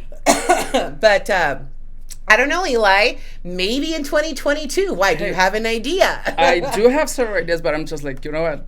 I totally see women. I mean, most of your show, it's female audience, if I'm not mistaken. So you have an influence there. But again, I haven't heard it lately. But if you can pass like your knowledge or the way you think, you'll be surprised by the people that you can influence at things that really matter, which is the way of thinking, your perspective, like the things that we talked about. Imagine more of that to your audience. So you want to know a secret? Oh, go for it. This is actually I don't think I've ever told this to anybody outside of my circle. Ooh, does it consider me like part of your circle a little bit? No, I just playing. Yes, you can be part of my circle. It's a sub-circle. Okay. I'm just kidding. Not taking ass. It's the Mexican circle. It's the Mexican circle. Yes, because you have your Juarez family too. That's like a whole other topic, amigo. But I'll tell you a secret. So prior to me moving to Portlandia, Bill Toll, going back to KTSM, where I got, my training wheels and whatnot, he actually had approached me to do a type of show like Delilah. I don't know. Okay, so Delilah's on KTSM. She's, kind of like that love advice and the, whatever, and then they play music, which I totally appreciated. And it was one of the hardest decisions I had to make because it was like leave or stay and take the gig, And obviously I left and I never took the gig. So you asking like, doing a podcast, something like this, would be similar to something that I would have done initially, but I kind of went around the world to come back to something like that, So yes, I've thought about it thoroughly. I just haven't been able to commit to it.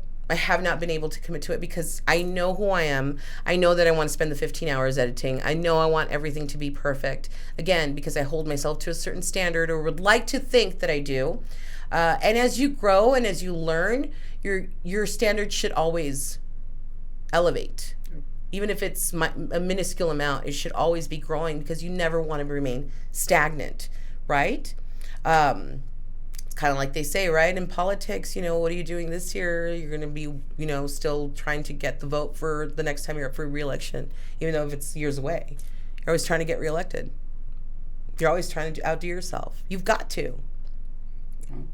Well, thank you for sharing that, number one. And number two, hopefully you're able to do something with, again, your strength. And I just, again, we've been on for maybe a little bit more of an hour. But the truth is that it's more than evident that you have what a lot of people maybe need a little bit of help with, especially after COVID. I'm sure that you saw that you kind of like the things that were going on, both political, emotional.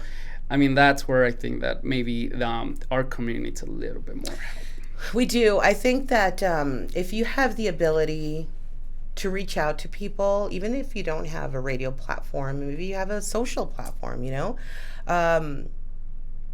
if your life is good, if your biggest complaint is like, I don't know what I'm going to eat for lunch, like maybe you should try to reach out to somebody who's less fortunate, because you will change people's lives.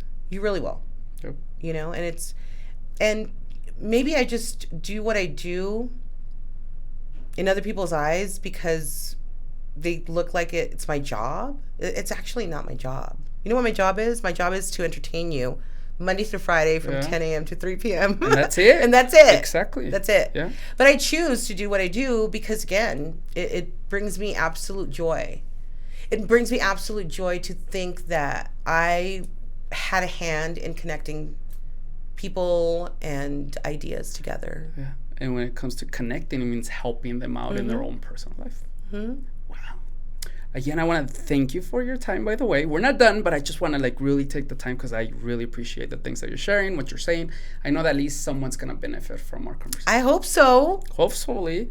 Señorita, in your bio, I'm not sure if this is your Instagram. I think it's the Kiss FM website. Okay. It says that besides your passion for music, you also want to find creative ways to impact our community in the art scene in El Paso. Yes. As I look through your Instagram, your Facebook, which, by the way, I added you as a friend and you accepted me. I'm like, oh, okay. Long time ago, by the way.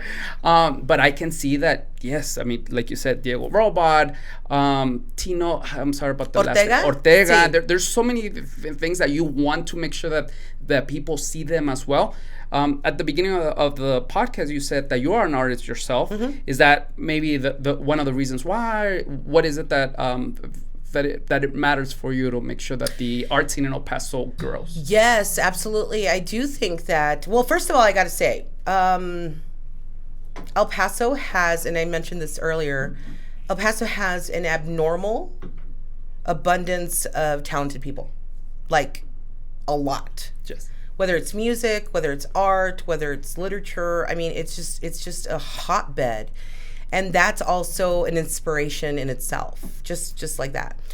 So yes, I personally am an artist. I like to, I dabble. I don't consider myself a full artist like most of these guys and gals, because they really do some outstanding work. But I do it as a hobby and just to kind of relax. And it's also like when I draw it, I don't keep it. I usually give it away because it's inspired by somebody. So I just give it away. But I did do, when I was in college, I did do a mural at UTEP. And if anybody at UTEP is listening, I need to find that mural. It was this huge mural that we did. It was like 20 feet long and whatever. It was awesome. And I don't even have a picture of it. But it's awesome. Anyway, I'm sorry, what was the question?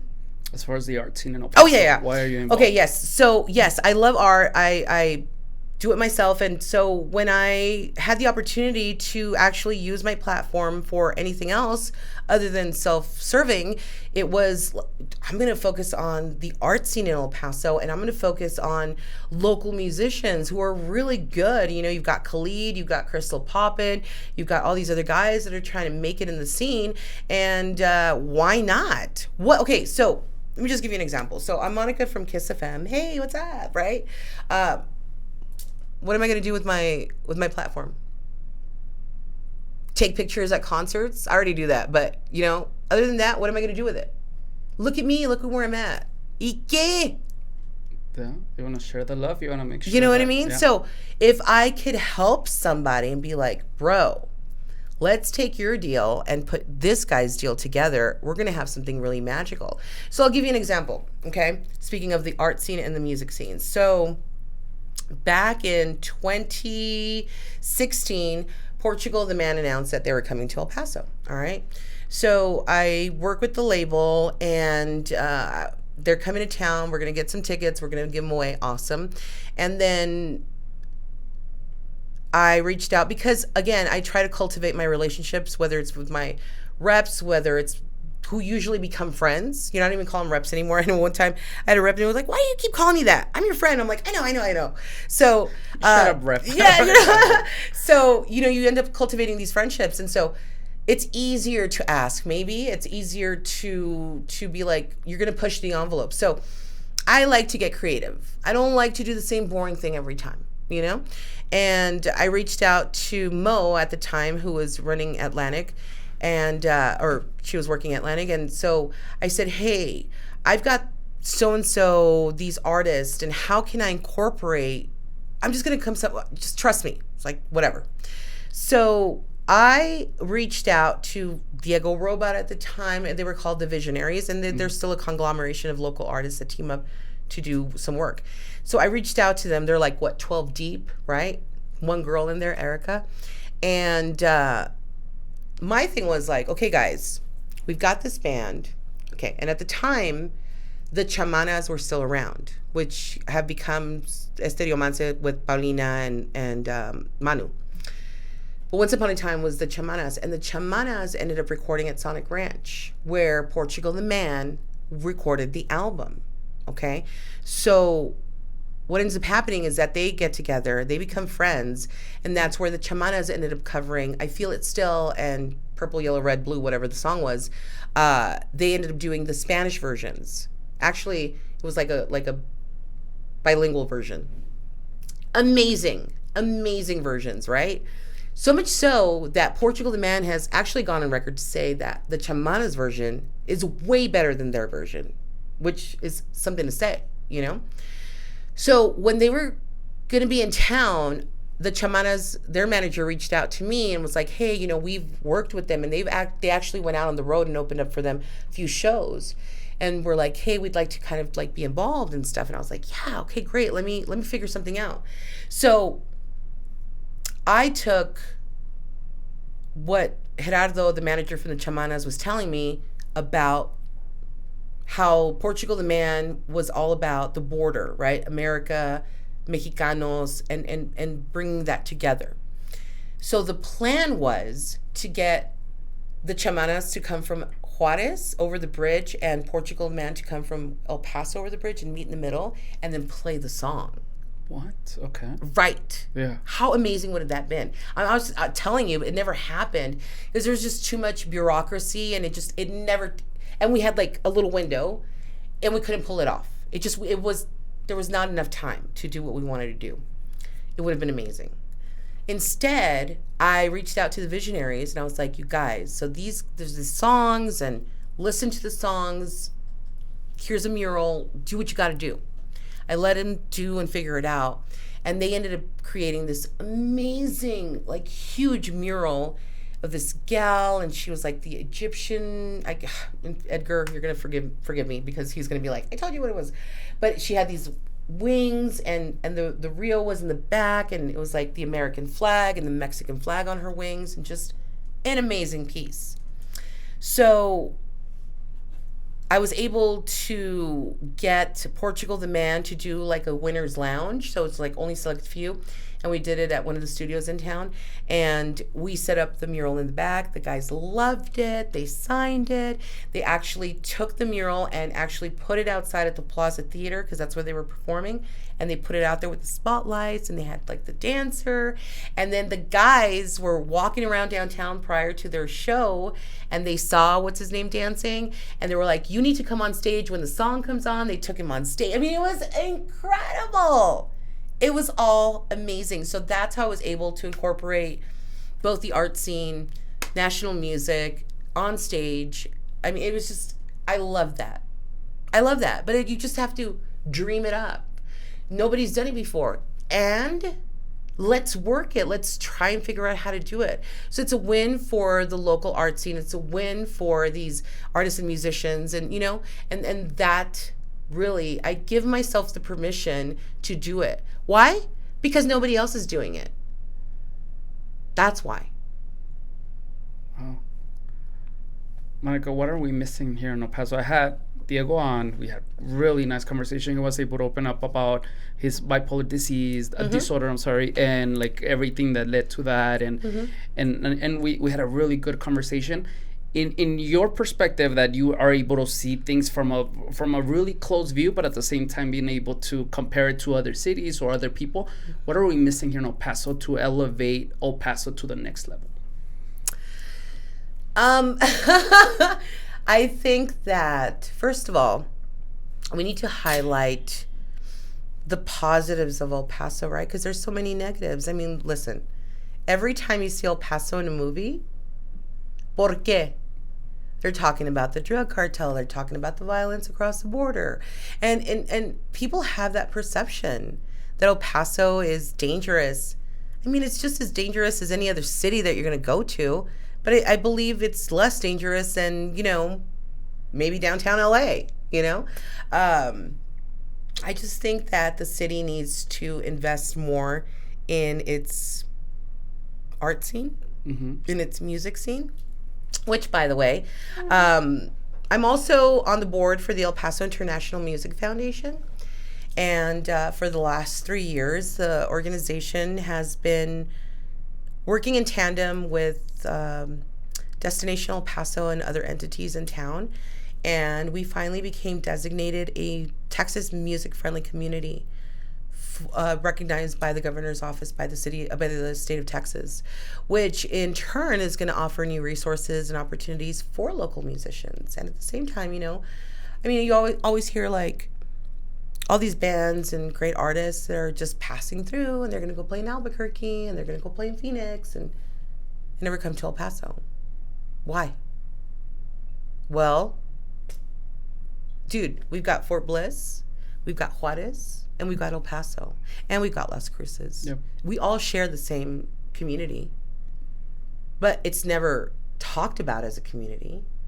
I think that that's the problem, right? El Paso wants to just coexist without considering Juarez or without considering Las Cruces or without considering Fort Bliss. Like, that's no. We say it, right? The borderplex. But we don't actually do it, you know? And I think that that's where we need to start, because there is a lot of talent and a lot of treasures that the whole borderland offers. I don't think we're being advertised correctly, to be honest. Do you think that we as El Pasoans also are not doing a good job, as we maybe see ourselves less than other people? Kind of like not believing that, wait a second, El Paso, it's the shit, you know, like, and kind of have that going on? So I do think that El Paso is very proud of El Paso. I do see that. But I don't think that we're too involved in sharing what's amazing about our city. Unfortunately, El Paso's spotlight nationally has all been negative. You had the August 3rd shootings, you know. You had COVID, which was terrible. So the spotlight is not the right spotlight. Although, you had the New York Times and you had the Guardian, focusing on certain muralists and artists in town, it's about time. But we've known that for years. We've known that El Paso is just thriving with all this amazing talent. And so why isn't it shouldn't necessarily the community should follow in the footsteps of our tourism board and of our government, of being out there and saying, hey, look at us. Look at how amazing we are. Because we are. It's just, I don't think we're being advertised correctly. I agree. What it is, what should it be? What should our slogan be? I don't know. I don't have that job yet, so it's not my responsibility to do that. But can it be better? Absolutely. Absolutely. I mean, you've got San Antonio, right? The Riverwalk. You've got Austin. Stay weird, right? What's El Paso? It's all good. That never caught on. It's like, it's not a thing, dude. What can El Paso be?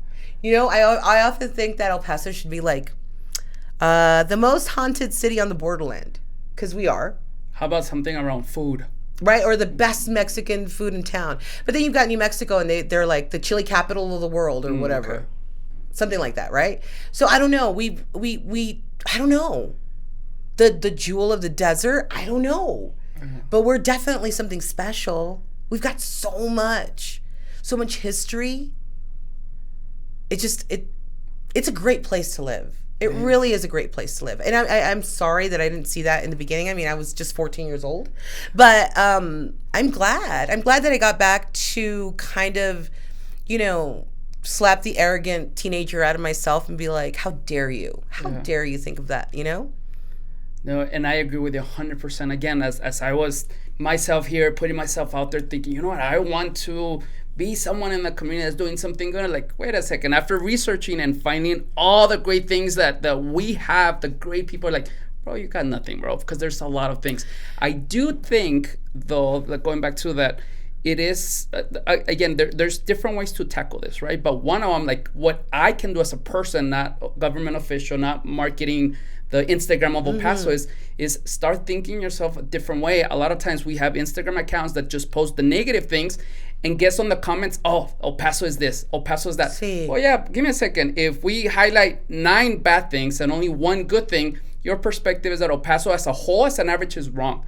And even though you celebrate the 1 or 2 posts that are good, guess what? Your perception is still that it's El Paso bad. Right. And that's the perception of you. What I really hate the most, I'm not going to say hate, but I really don't like when they say, there's nothing to do in El Paso. Wait a second. Cierto. It is tú. Your reality of that you have nothing going on, your friends, there's nothing going on, and that's why maybe you're bored, nothing. But there's so many things around. So again, at a personal level, again, I'm not going to talk official or model or Instagram or anything. We need to start by, give me a second, let me change that switch. Yep.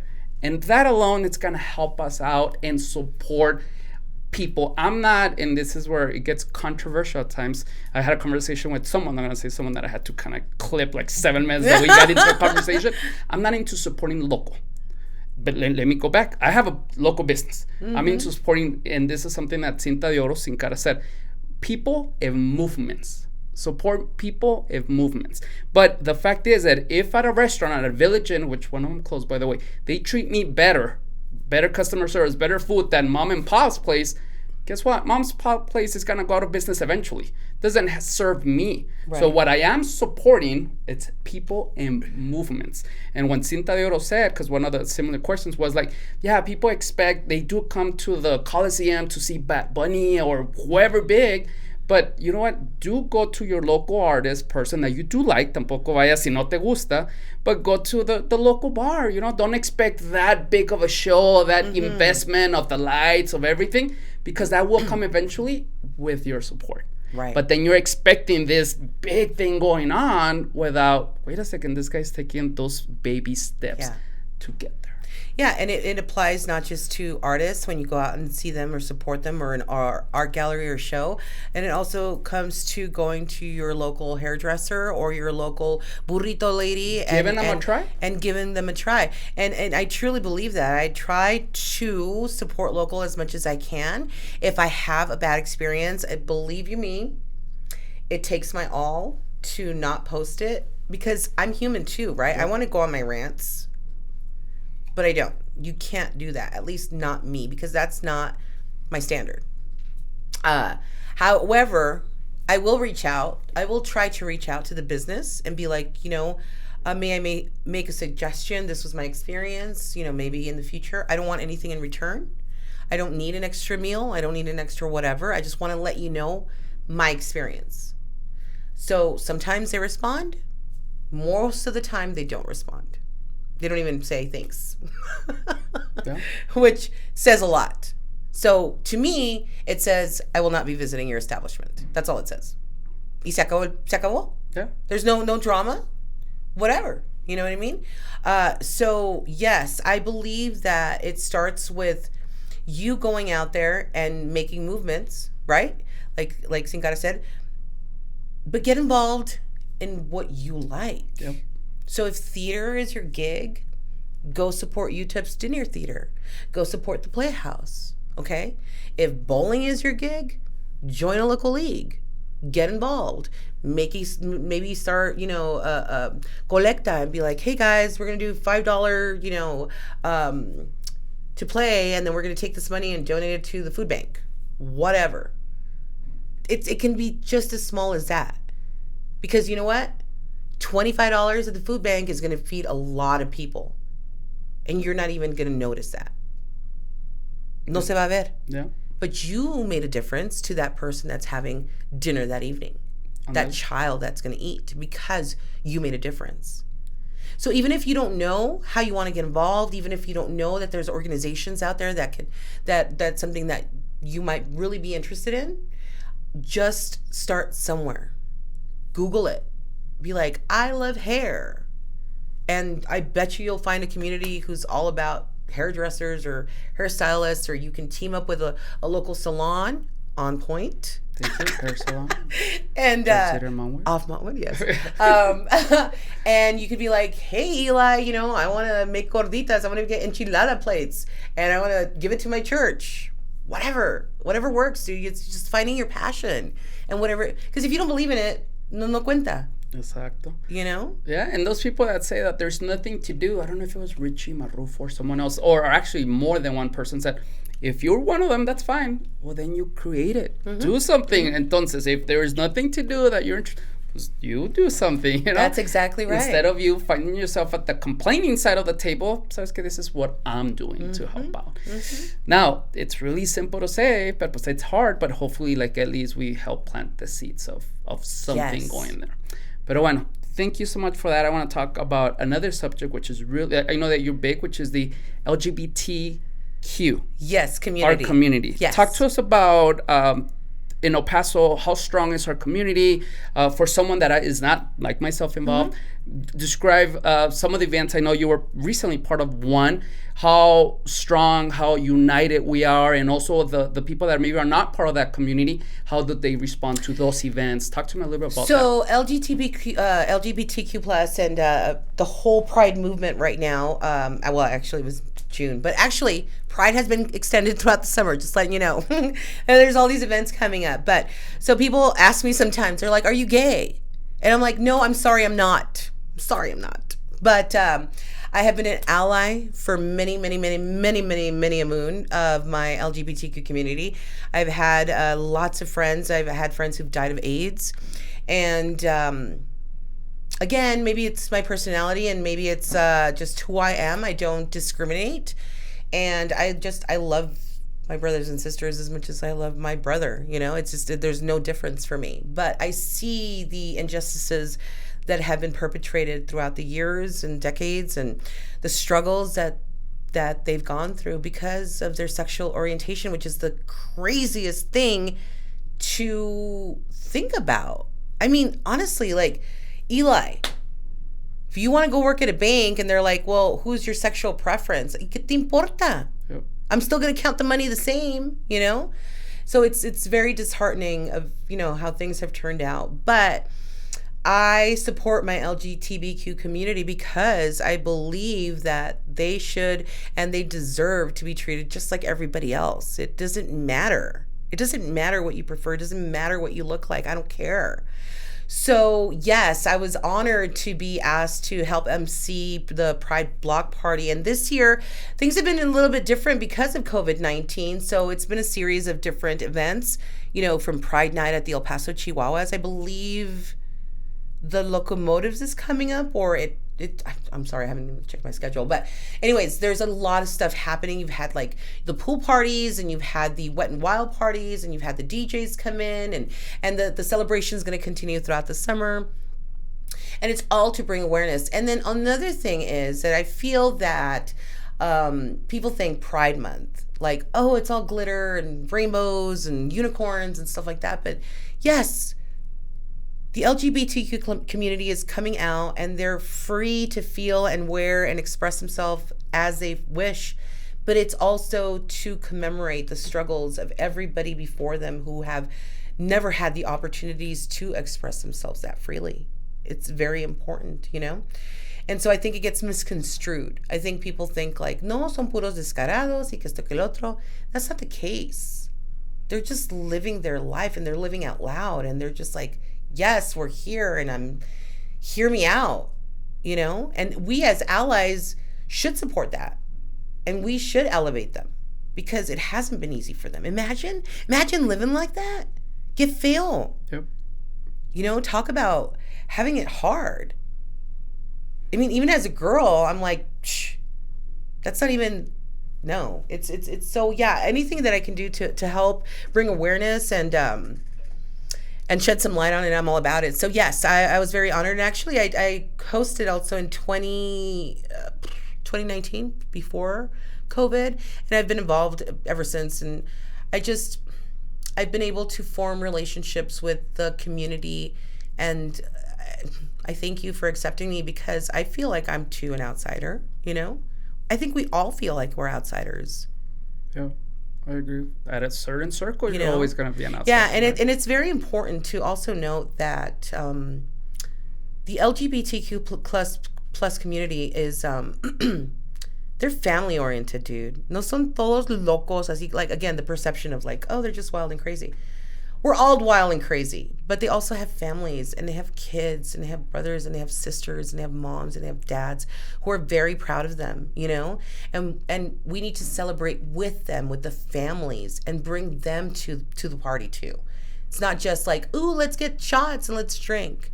No, let's bring, again, the community.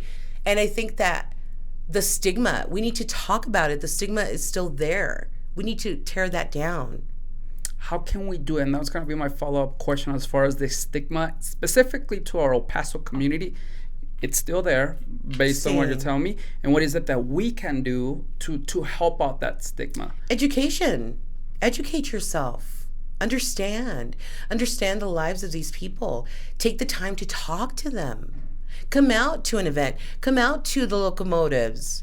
See them. Go up to them. Introduce yourself. Tell me a little bit about yourself.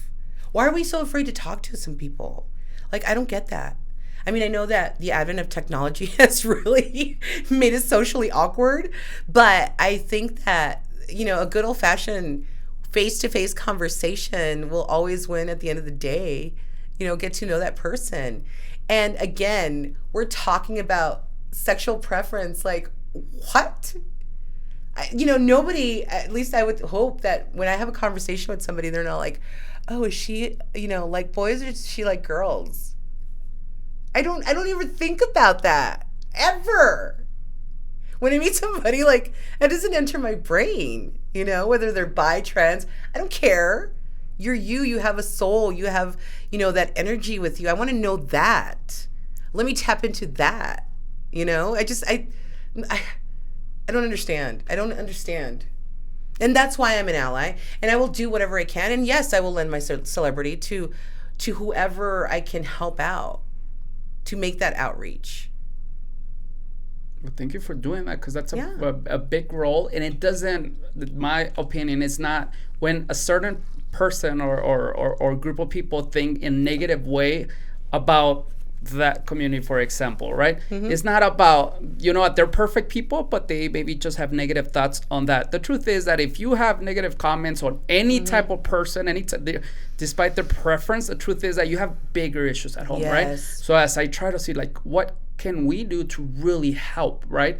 And it's like, what my take on it, and this is what I tell my daughter on a daily basis, is, first of all, the stereotypes, there is no stereotypes.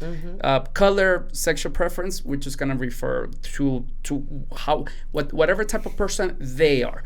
At a bigger level, right, like you have your stage that you are been able to help, of course, any type of group that needs that outreach, that additional education.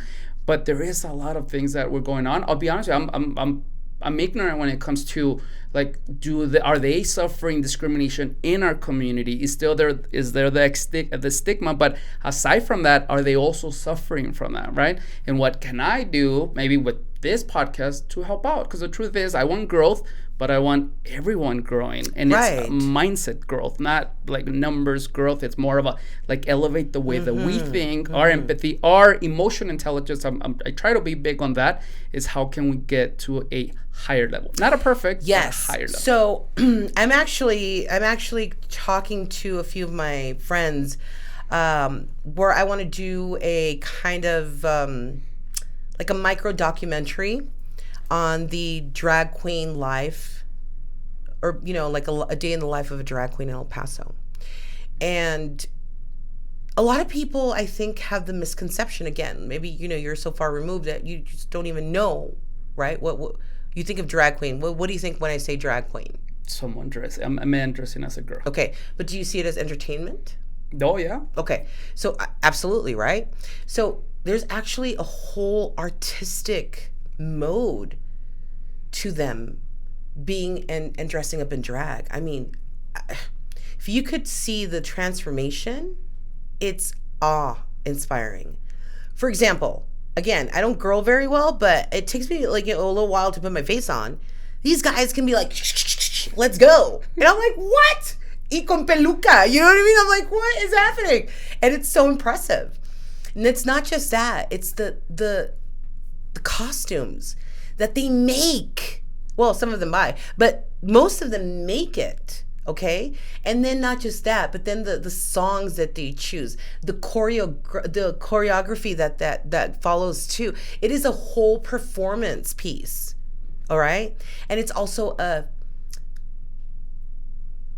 for them, it's a liberation, a way of expressing everything that they're maybe going through, and it's the most amazing thing ever. So that's another project that I'm trying to work on, is to highlight some of our drag performers, because it's just much more than that. Oh, I just want to dress up in drag and look like a girl. It's not that at all. And I think that's also a misconception. But if you've never been to a drag show, I highly recommend that you go see it. If you want to start to learn a little bit more, attend a drag show and appreciate the artistic side of them, and then have a conversation with somebody. Or maybe, it's your neighbor, or maybe it's somebody that you work with that you would normally not be like, I don't know your lifestyle, or maybe you're like looking down on their lifestyle because it's so foreign to you. Because, take the time and ask them, you know what? Forgive me, I'm ignorant. I don't have any gay friends. Can you tell me about yourself? I'd like to know. But be honest and genuine, not be like just curious and trying to belittle somebody or anything like that. Yeah. Be serious about it. Like how does this work for you? Or just to have that conversation. Most of them, they're just going to tell you, be like, well, girl, let me tell you, but then also you could attend. There's many activities that go on. You've got the Borderland Rainbow Center, and they're always doing some great stuff that you can attend. There's all sorts of fundraisers that you can get involved with. I mean, there's so much happening, which is really great, because a few years ago, I was like a decade ago, none of that was happening. None of it. It'll be interesting to really dig into like Te invito, amigo. I'm there for sure. What I admire the most is the courage, right? Because like to be able to address ahorita, like regardless, the truth is that I'm sure that most, especially in the Hispanic culture, there was a process of being okay talking about it and now doing it, right? So I personally like admire that courage. So when anyone talks about anything, like, wait a second, I can assure you that there's a high chance, I can never talk in absolutes. The truth is that this person had more courage than you starting your business, right? Because you were afraid of failing. This person had to deal with this type of person, their family, their job, their work, and then people like you, right? Yeah. So, I mean, again, we can talk about this, and I am definitely going to ask as far as who I can reach out to have in the podcast so that We'll talk about that. More insight on this and how we can help spread the message and also encourage other people, right? Again, I'm all about growth mindset, right? But I saw, I mean, again, I've been stalking your Instagram for more than 2 weeks. I'm like, wait a minute, like there's a reason why. And you are using, like you said, you don't post selfies every day or your family, oh, today I ate this, but you're very purposeful on what you do. And one of the things that you do is support that community. So I do. And again, I just try. And I got to say, I've been very blessed once again that I just have people who reach out and they trust me. And that's an honor that people will reach out and trust me to, whether it's their business or it's their cause or their organization. And if I truly believe it, I'll get behind it. If I don't believe in something, I won't. And I'll tell you right off the bat, like, this isn't for me, or I'm going to respectfully decline because it doesn't align with my vision. But it's truly like, go and do your thing, and I will try and put you in contact with somebody else that can help you out better. But everything that I do it because I believe in the cause. I believe and I see what they're doing, and they have the larger platform. And so whatever I can do and work in tandem with them is my gig, man. I'm down. Nice. Again, and it's fascinating, admirable, by the way, is that's just you, and that's truly you. And again, we've been on for 2 hours, 4th of July on a Sunday, and you're here with me. So again, I want to thank you. You're welcome. Again, it's crazy how when I get to meet people like yourself, like, oh, so now everything makes sense, right? Kind of like, oh, okay, so this is the reason why she's doing this, and this is what her goal is, and again, everything now makes sense. Now, without being specific, again, I don't want to steal more of your time, but talk to us a little bit about what are your future plans? What are your goals? How do you see yourself in 5-10 years? Do you even have a plan such as that? What is next for you, short term, long term? Again, you don't have to be specific, but what is it that you want to accomplish in your life? Well, I that's a loaded question. It is. But honestly, during COVID, it was very difficult because my industry was dying. There was a lot of people that, and it's a bad word, but a lot of people were getting laid off. A lot of people were losing their jobs, and the industry it took a hit because obviously we're event driven, touring driven, musicians driven, and it was a screeching halt for so many people. But so I suppose, do I still want to be on the radio? Yes. I don't know a life outside of radio. I mean, don't get me wrong, I've done many jobs and I've worked with some incredible people, but it's always like, radio has always been there. My only real jobs I've ever had in my life were, I did throw the newspaper for like 7 years, which I loved. And I worked at Arby's for about a year. And other than that, it's all been radio. And so I don't know anything else. Can I work an 8 to 5? Sure, I can do it because I can do anything. That's my mindset. But do I want to do that? No. Had I been let go during COVID, what would I be doing now? I'd probably, work at Target, work at McDonald's. Like, I'm fine with it. Like, no tengo vergüenza, dude. Yeah. Whatever pays the bills. Because, people will, for example, they'll be like, well, why aren't you driving like a great car? Why? My car works fine. It may not look pretty, but you know what I mean? It's functional. And you're not paying the bills, so we're good. So yes, I do see myself in radio. As long as they'll have me, I'll be there. Outside of that, I do eventually want to start my podcast. I don't know when that's going to be, but it is on the shelf of priorities. And I would like to eventually, take over the world, like I said, and help out as many people as I can. If I could just wake up in the morning and just be like connecting people, like the old school operators, like I'll connect you, I'll connect you, and then have enough money in the bank so I can survive and eat and travel, like that would be the best, But I don't know. It's tough. You still got to make a buck. You still got to, unfortunately, it's not like I could live off the land. I mean, I can, but, it's going to be really hard. Yeah, it's just, I want to be on the radio still. If people say, well, it's a dying breed. It is. You have satellite radio and you have all these other computers that can do everything that you can do. But I think people tune in. The music's always going to be there, right? You can always turn on your phone and play Pandora and play your playlist. But I think people tune in because they want to listen to you and what you have to say, even if you're not saying anything, Interesting. At a personal level, let's not say work, what else is missing for you? What is it that you're working on? I know, again, no one's perfect. Always, like you said, you have the perspective, on point. No pun intended, maybe yes. The truth is, at a personal level, what else are you seeking? What are you looking for? What else are you working on to be even happier than what you are right now? So I think it's a daily thing for me. I try to work on my person, my conversations with me and my God, my conversations with me and my spirit, and to try and be a better person. I just think it takes work to be cognizant of other people and to be cognizant of yourself, to hold yourself accountable. For example, the stupidest and littlest of things, like if you're walking by and you throw a piece of paper and it doesn't hit the trash can, people will just leave it there. I can't just leave it there. I can't. It's that whole thing about if you're at the grocery store and you use the cart and then you don't put the cart back in the bin. Right? A lot of people don't.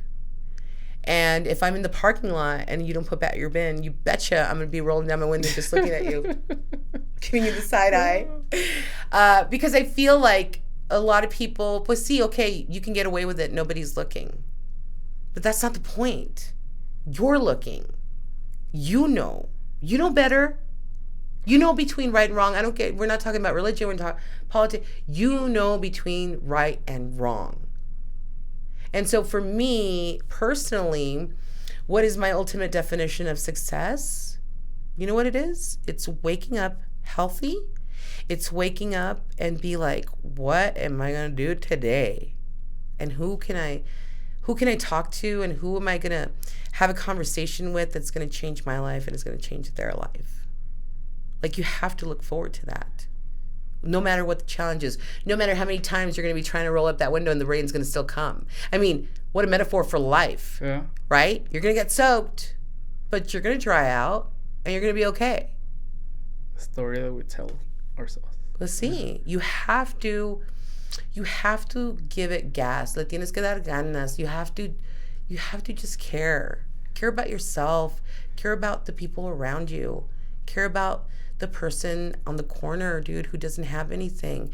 And so what if he's a drunk? And so what if he's a druggie? It's not your job to fix them. It's not your job. But you can be kind to them.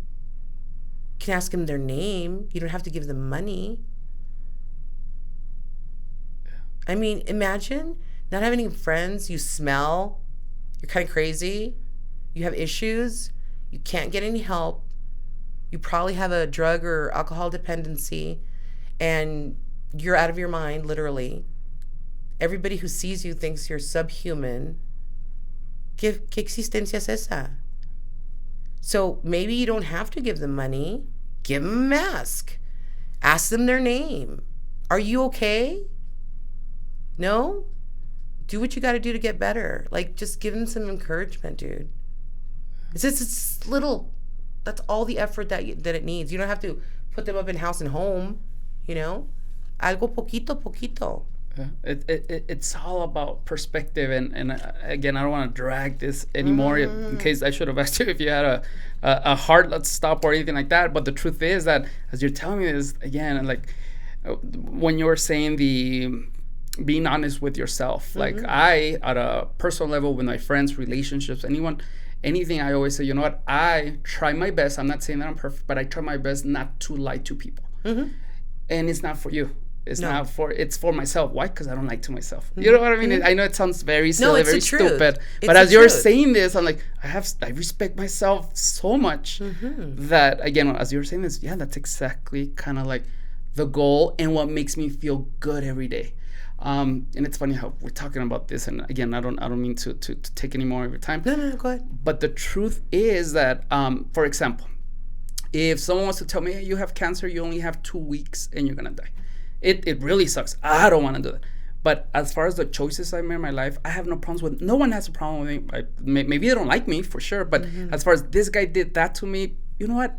I have done everything that I wanted, the way that I have wanted, and I'm okay with it. You know what I mean? And as you talk to, like, it seems that you have, again, of course, there's so many other goals. There's so many things you want to do, but you have lived the life that you feel fulfilled. I do.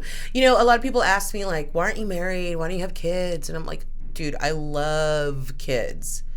If it had been up to me, well, okay, I say that, but because it was up to me. But I chose a different path. Because either I was going to get pregnant and have 10 kids and be an at-home mom, because I would want to be there. I would want to help that child grow. I want my full attention on them.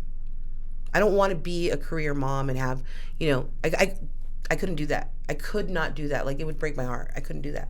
And I know that moms that do out there, and, like, no offense, personally for me, it doesn't fit. That doesn't fit for me. So to this day, I still have no kids. I mean, tomorrow might be a different story. I'd be like, oh, Eli, never mind. But, you know, that's not the point. The point is I chose not to have children while I was doing my career, you know? And that doesn't mean that I don't love children. I love children. I'm down to even adopt kids, dude. Like, I'm all about it. But I can't, because I'm giving everything that I have to the things, my passions that I love. And it's like having kids, you know?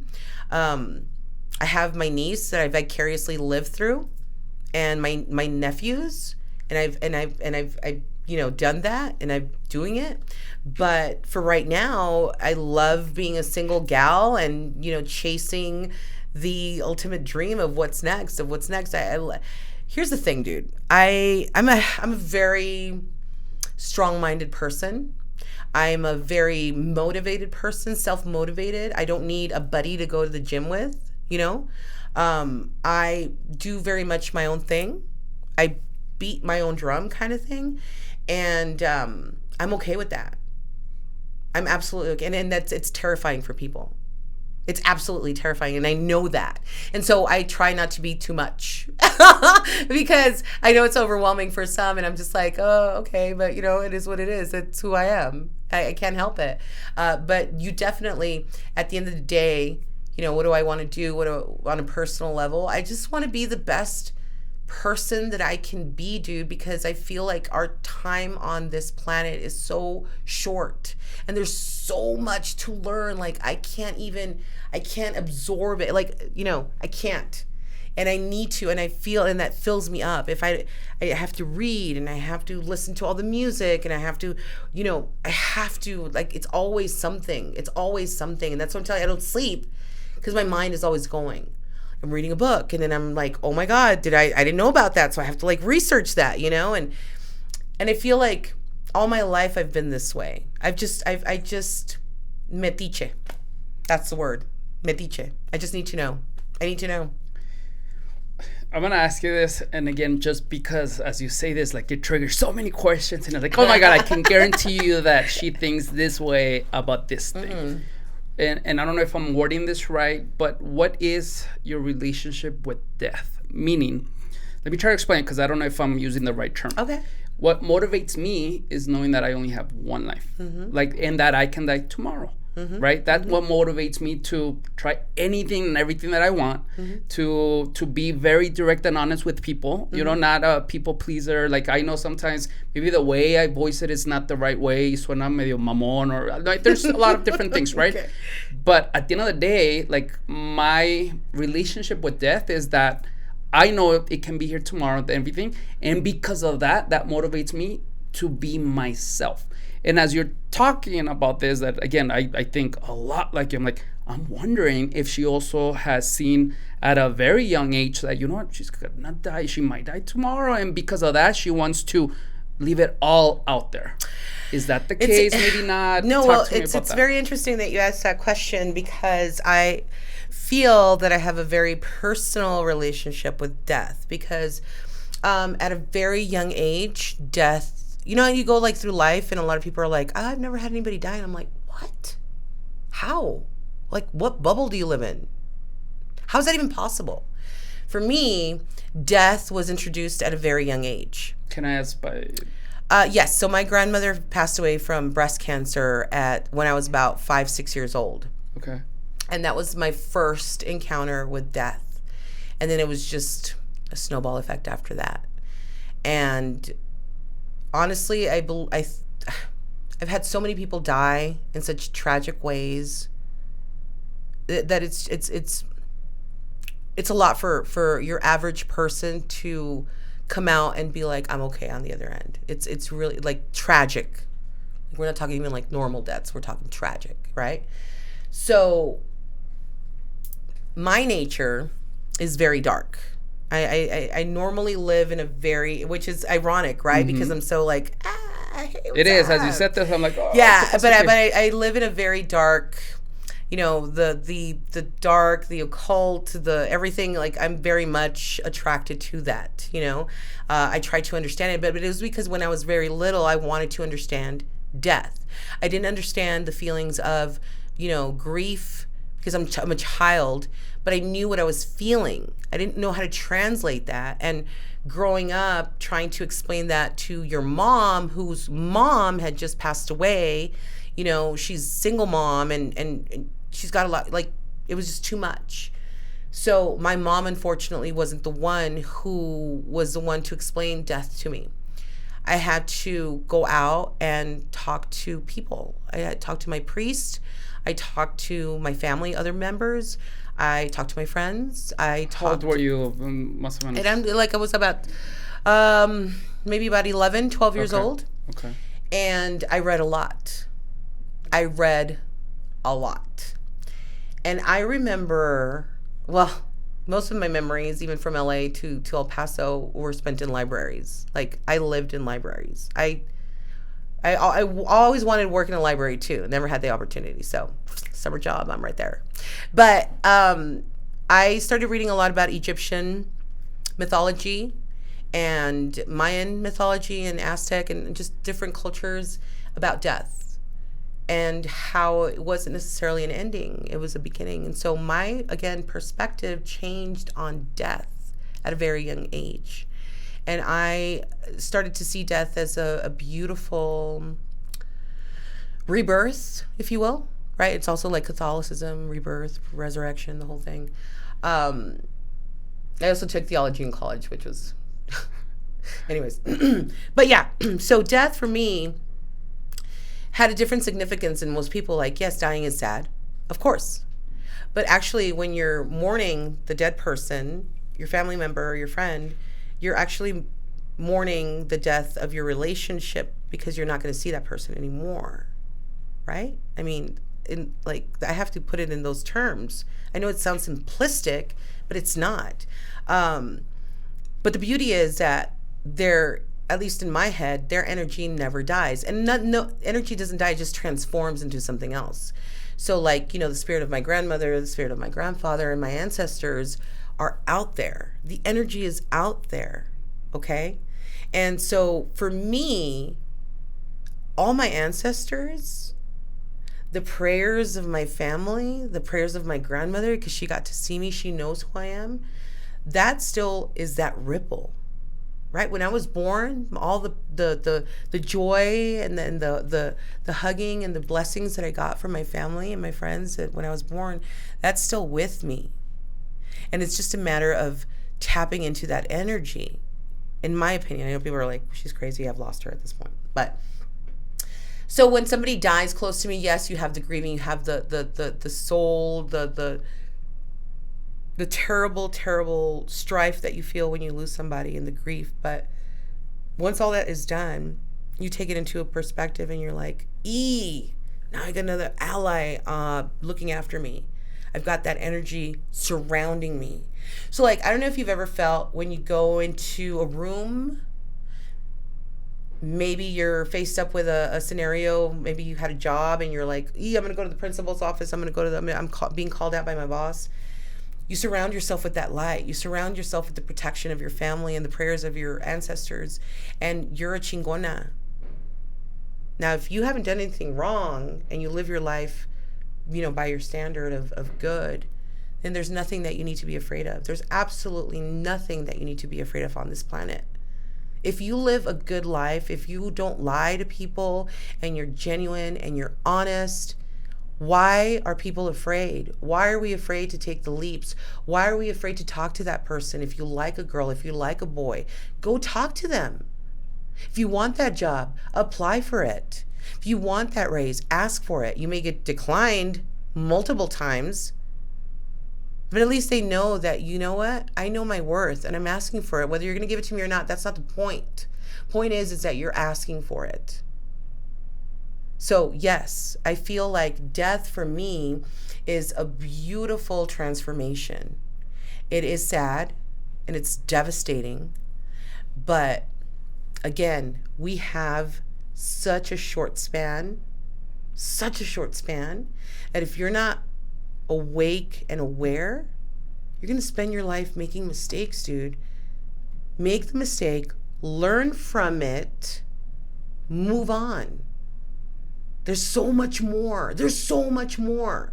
And so when I was growing up, because death was introduced to me at such a young age, I felt like my time on this planet was short. So I had an idea that I would never make it to 24. And so I would live my life, exagerada. Party, let's dance, let's drink, I'm good. Wake up, do it all over again, or go to work and never have any rest time, because I felt like I needed to do it all. And then I got to 24, I'm like, damn, I survived. All right, And then I felt again like there was always that impending doom, like, you might not see 34, girl. So that what what I mean? You to make certain decisions. Yes, I'm sure. Yes, because then things start to change, and you're like, oh, well, I can't drink and drive. That's not good. You know what I mean? Like you're young and you don't know what you're doing, and you make mistakes. But if you keep doing them, well then come on, that's on you. You know what I'm saying? Like, I'm afraid. I don't want to be that person who like, and then I go out on the road and I kill somebody. I could never live with myself. Never live with myself if that something happened. But it happens all the time, because we say, oh, it can't happen to me, but it can happen to you. And that's the scary thing. So for me, it's all about, let's eliminate that. If I'm going to drink, friend, here are my keys. I don't want it. Put me on an Uber or let me sleep it off, even if it's on the curb. I'm fine with it. I'd rather be sleeping on the curb than, in jail. Wow. You have to self-discipline, perspective. You have to everything. You have to. And in. It's a daily thing. You have to care. You have to care about yourself. You have to. Sometimes I wake up and I don't want to do anything. I want to sleep. I want to just lay there and watch Ancient Aliens. You know what I mean? I don't want to do anything. But somebody's always depending on you. And you know what? I have to depend on me. So that's why I have to get up. Because nobody's going to pay my bills. I got to do it for me. So will it ever get to the point where I don't have to pay my bills and I'm self-sufficient? Yes, that would be awesome. And then you know what? I just like wake up in a different country or in a different city and go out and talk to people. All right. I know you write a lot. I do. There's so many topics, trust me, that we haven't got to, but I think that maybe we can do a second part. Okay. I mean, unless you're good to go, we're at I don't know. 2.5. You're gonna spend like a whole day editing this because it's gonna be way too long. Hey, I'm okay. I'm to be honest, also thankful that I'm talking to you. And this is, I don't know who brought it up, but that there's a lack. I think Alexandra Sarah. That I don't know if it was her or just Rena. That maybe a lack of female role models in our community. And to be honest with you, when I think about the things that matter, mindset, perspective, knowing what to do, self-discipline, not only like your business, there's a lot of business owners, there's a lot of successful people money-wise, but people that have that mindset that you have, like they're very few, meaning like a role model, right? So as you were telling me this, I'm like, here's a perfect example. Like I'm thinking to myself, I'm gonna tell my daughter, you're gonna listen to this 3 times, and you're gonna write a summary of it. I see. No, so you're saying, okay, well, first of all, thank you for saying that I'm inspirational. You are. I don't feel that way. Hopefully, you do. Well, thank you. I do appreciate. No, without kidding, I do appreciate it. You know, it is hard work. It's not, like I tell you, it's not like I wake up and I'm just like, oh, singing and there's flowers blooming. It's not like that at all. You do have to work for it. But that's what I'm telling you. When you're doing something and you mess up, and it's how you speak to yourself that really matters, because you could see me on Instagram, you hear me on the air, and you could be like, oh, you know, she's got such a great life, or, you know, she's so positive. But then I go home and then I'm just like terrible to myself, and I'm like eating junk food all day and getting drunk, and you know what I mean? Like, that's deceptive. That's not living my truth, you know? And so I have to be held accountable. But you're holding yourself accountable, Yes. which is what I have to. it's so hard to do. I don't know. I don't think it's that hard, because you have to answer to somebody. You have to have accountability. So it's either my mom or myself. I don't want to answer to my mom. Because I say, if I don't have to ask my mom for permission, I'm definitely not asking anybody for permission. That's my line right there. Yo hago lo que quiero until I have to ask my mom, then it's like a whole different story. I'm going to throw myself off a building. Okay, mom, I'm going to come out good on the other end. You know what I mean? Like, it's not going to work. But I'm very daring. I'm a junkie. I'm an adrenaline junkie. I love all the stuff, and I don't do it as often as I should, because I don't.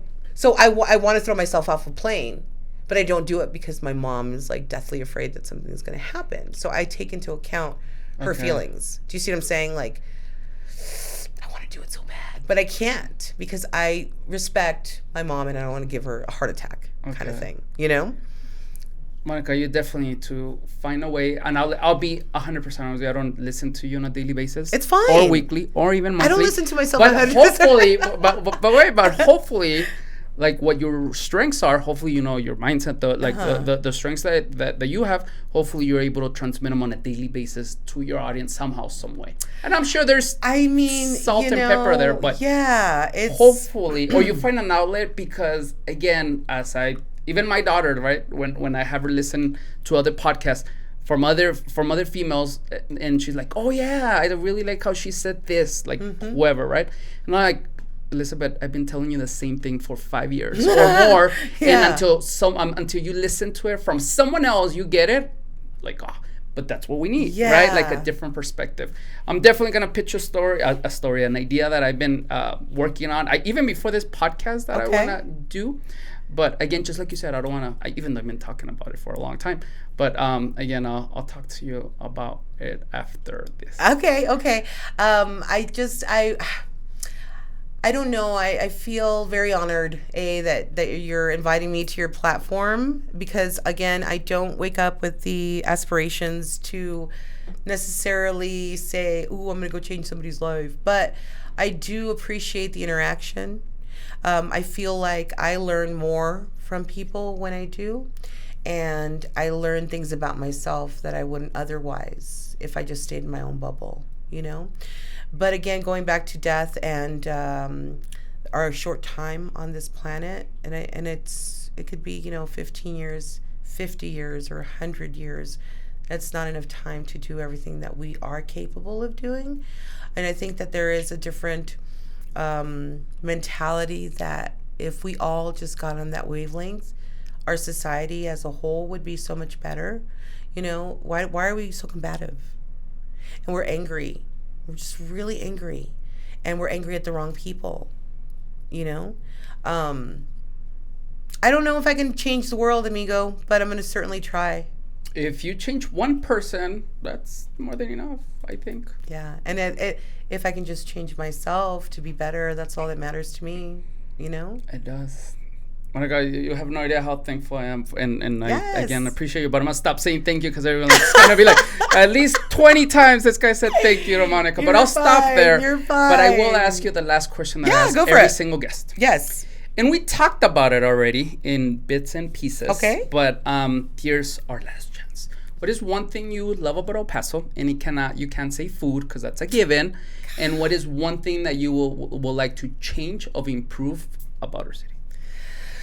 So what is it that I love about El Paso? You know what I love about El Paso is that when I talk about our city and its history, that people are like, what? I had no idea. That I can surprise people with our history. Did you know, te voy a decir, did you Oh, know, you put me on the spot. I'm going to edit this for sure. did you know that Amelia Earhart stayed in El Paso? Okay. That sounds very familiar. And I'm sorry about my ignorance. She is... The first woman that flew cross-continental. Oh, yes. Okay, did you know that she stayed at the hotel downtown? Why did At she the stay Paso here? del Norte? No. Sí. So, like, there's been a plethora of people, like celebrities and, you know, dignitaries that have been through El Paso and have stayed here. But she was one of them. I didn't know that. I just found that out, like, this year, which is fascinating because she's one of my most amazing people that, you know, I would love to have met. But little tidbits like that. That's what I love about El Paso, that you could still surprise somebody and be like, I didn't know that, and I've lived here all my life. That's how rich El Paso is with its history, right?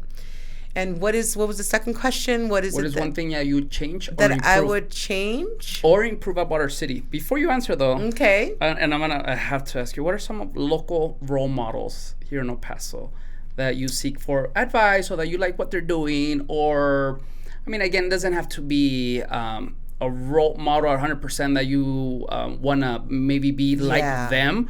But what are some figures here in El Paso locally that you admire or respect? So, it's a terrible answer. You like that question, huh? I do like the question, but it's going to be a terrible answer. Go for So it's going to be like chopped up.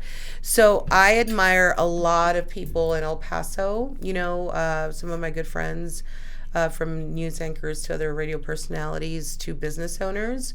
But I guess I'm too busy to focus and analyze what they're doing because I'm trying to focus and analyze myself. Is that too weird? To be honest with you, a normal person, yes. But in your case, the way you have your emotional intelligence and your priority set makes perfect sense. I feel like you're just weird. No. It makes perfect sense. Yeah, you know, so I admire a lot of people in the city. Do I want to grow up and be them? Sure. But I'm too busy trying to mold who I am and be who I am and shine that I don't have the opportunity to analyze what they're doing, honestly. And here's the thing, like, a lot of people will say, have you listened to this person? Or do you listen to this other person? Or listen to this podcast? And I don't, because I don't want anything to influence me. Interesting. I like to do me first, and then I'll go back and check to see what they did. And I'll be like, oh, that was good. I should have done that. But because I feel like it's going to influence what I'm trying to do, and I'm trying to stay away from that. So I try to just be creatively in my own space before I go out and research it. Because if I do, then I feel it's going to influence what I'm doing. And I want to do everything as organic as I can, as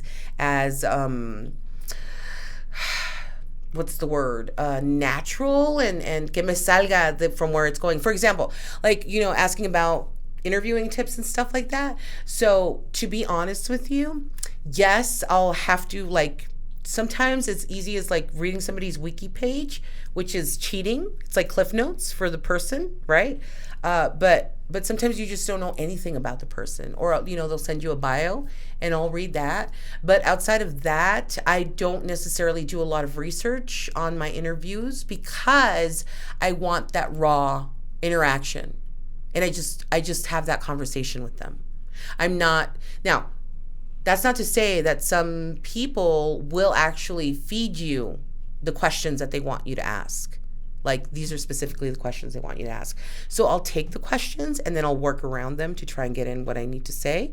But I like to keep it as spontaneous as possible. And I know a lot of people that freaks them out. But I think that that's where you get the most genuine responses. You know what I mean? Their genuine reaction. Like, oh, I wasn't ready for that. Yeah. That's the point. And that's the tricky part, for example, for what I'm doing, because I'm trying to mix both. Because what I have found in my guests, that when I tell them a fact, that example in your case, you started in 1992, you're like, oh, you did your research, you like that, you respect my time, right? So my number one job here is for you to like our conversation here. Hopefully we're able to connect and again develop a relationship. But then, like you said, if maybe we want to talk an hour about mindset, well, let's do it, right? So that's kind of like at least my take, I try to do both, right? Because at the same time, there's some topics that you do want to talk about there's several that maybe you're like, yeah, I'm glad we talked about that. Yeah, but you also have to be, respectful of who you're interviewing and how they're comfortable. That some artists are like, they just want you to stick to the script. And I'm fine with that. And I'll do it, but obviously you're just going to get that much out of them. You're not going to get anything more. And it's fine. It's fine. It's not like your most memorable. You know what I mean? But it is what it is. Yeah. I'm so curious, and I will pay to watch you interview like someone on, not famous, someone on mindset, on self-discipline. I'm wondering what take you would, like, okay, well, that's more on the technical side, but... Yeah, I don't know. You just have to go with the flow, and you have to, it's reading people. Yeah. That's what it is. You just have to read people and see how comfortable they are, how uncomfortable they are. You'll know when you're hitting on some stress points and whatnot. But again, it just goes back to having that conversation and making them feel comfortable, making them feel like you're trustworthy. That's the thing, right? It's trust. Again, it starts with trust and it ends with trust. Trust yourself. Others have to trust you. It's a circle. Yeah. It's a circle. Nice. Ahora sí, what is one thing that you would change or improve about our community? If you had it your way. You know what? I would like to change the narrative that El Paso is dangerous. Who says that? Movies. Whoa. Okay, well, that's how El Paso, but how about, that's your answer, but in El Paso, we know we're safe for the most part. I believe we do know we're safe. I think maybe I would like to change the narrative of how you talk about that there's nothing to do in El Paso, or this sucks, or, well, that's El Paso. You know what I mean? Maybe we should take a little more pride in who we are and what we do. And so what if we put tajin on everything? And what? Okay. What if we put lime on everything? And what if all of us had kids in high school? Right? Well, no, I'm just okay. ¿Y qué? Sí, ese me caló a mí, but I'm sorry. No, you know what I mean? I think it's again how you talk to yourself. Words have power. That we should be kinder to each other. And I think that El Paso has a lot to offer. And we should definitely elevate our city. We should definitely elevate our people, our community. And we are the community. So when you talk down about, oh, this side of town and oh, that side of town and blah, blah, blah, or there's terrible drivers. So we're terrible drivers. Let's try not to be terrible drivers instead of just being like, oh, plus it's El Paso and they're terrible drivers, That can be said at every it can be said in any city. So, okay. Pero bueno. Monika, very well said. Anything else that you want to include in our conversation before we go? Nothing. I want to thank you profusely for allowing me to, talk. It's not often that I'm on the other end answering the questions, but I'm very honored to be here. And if anybody wants to talk or they have questions, they can always reach out to you. They can reach out to me, and if if you want to make a change, if you're having a hard time, or if you want suggestions on, where to go, what to see, what to do, reach out. We're here for you. That's it. Nice. Well, thank you. That's all. Thank you, anyone who watched or listened to 2.5 hours. I really appreciate it. I hope you're gonna edit this down. What? No, that's the whole thing. By the way, adios. Hasta luego. Bye. Bye.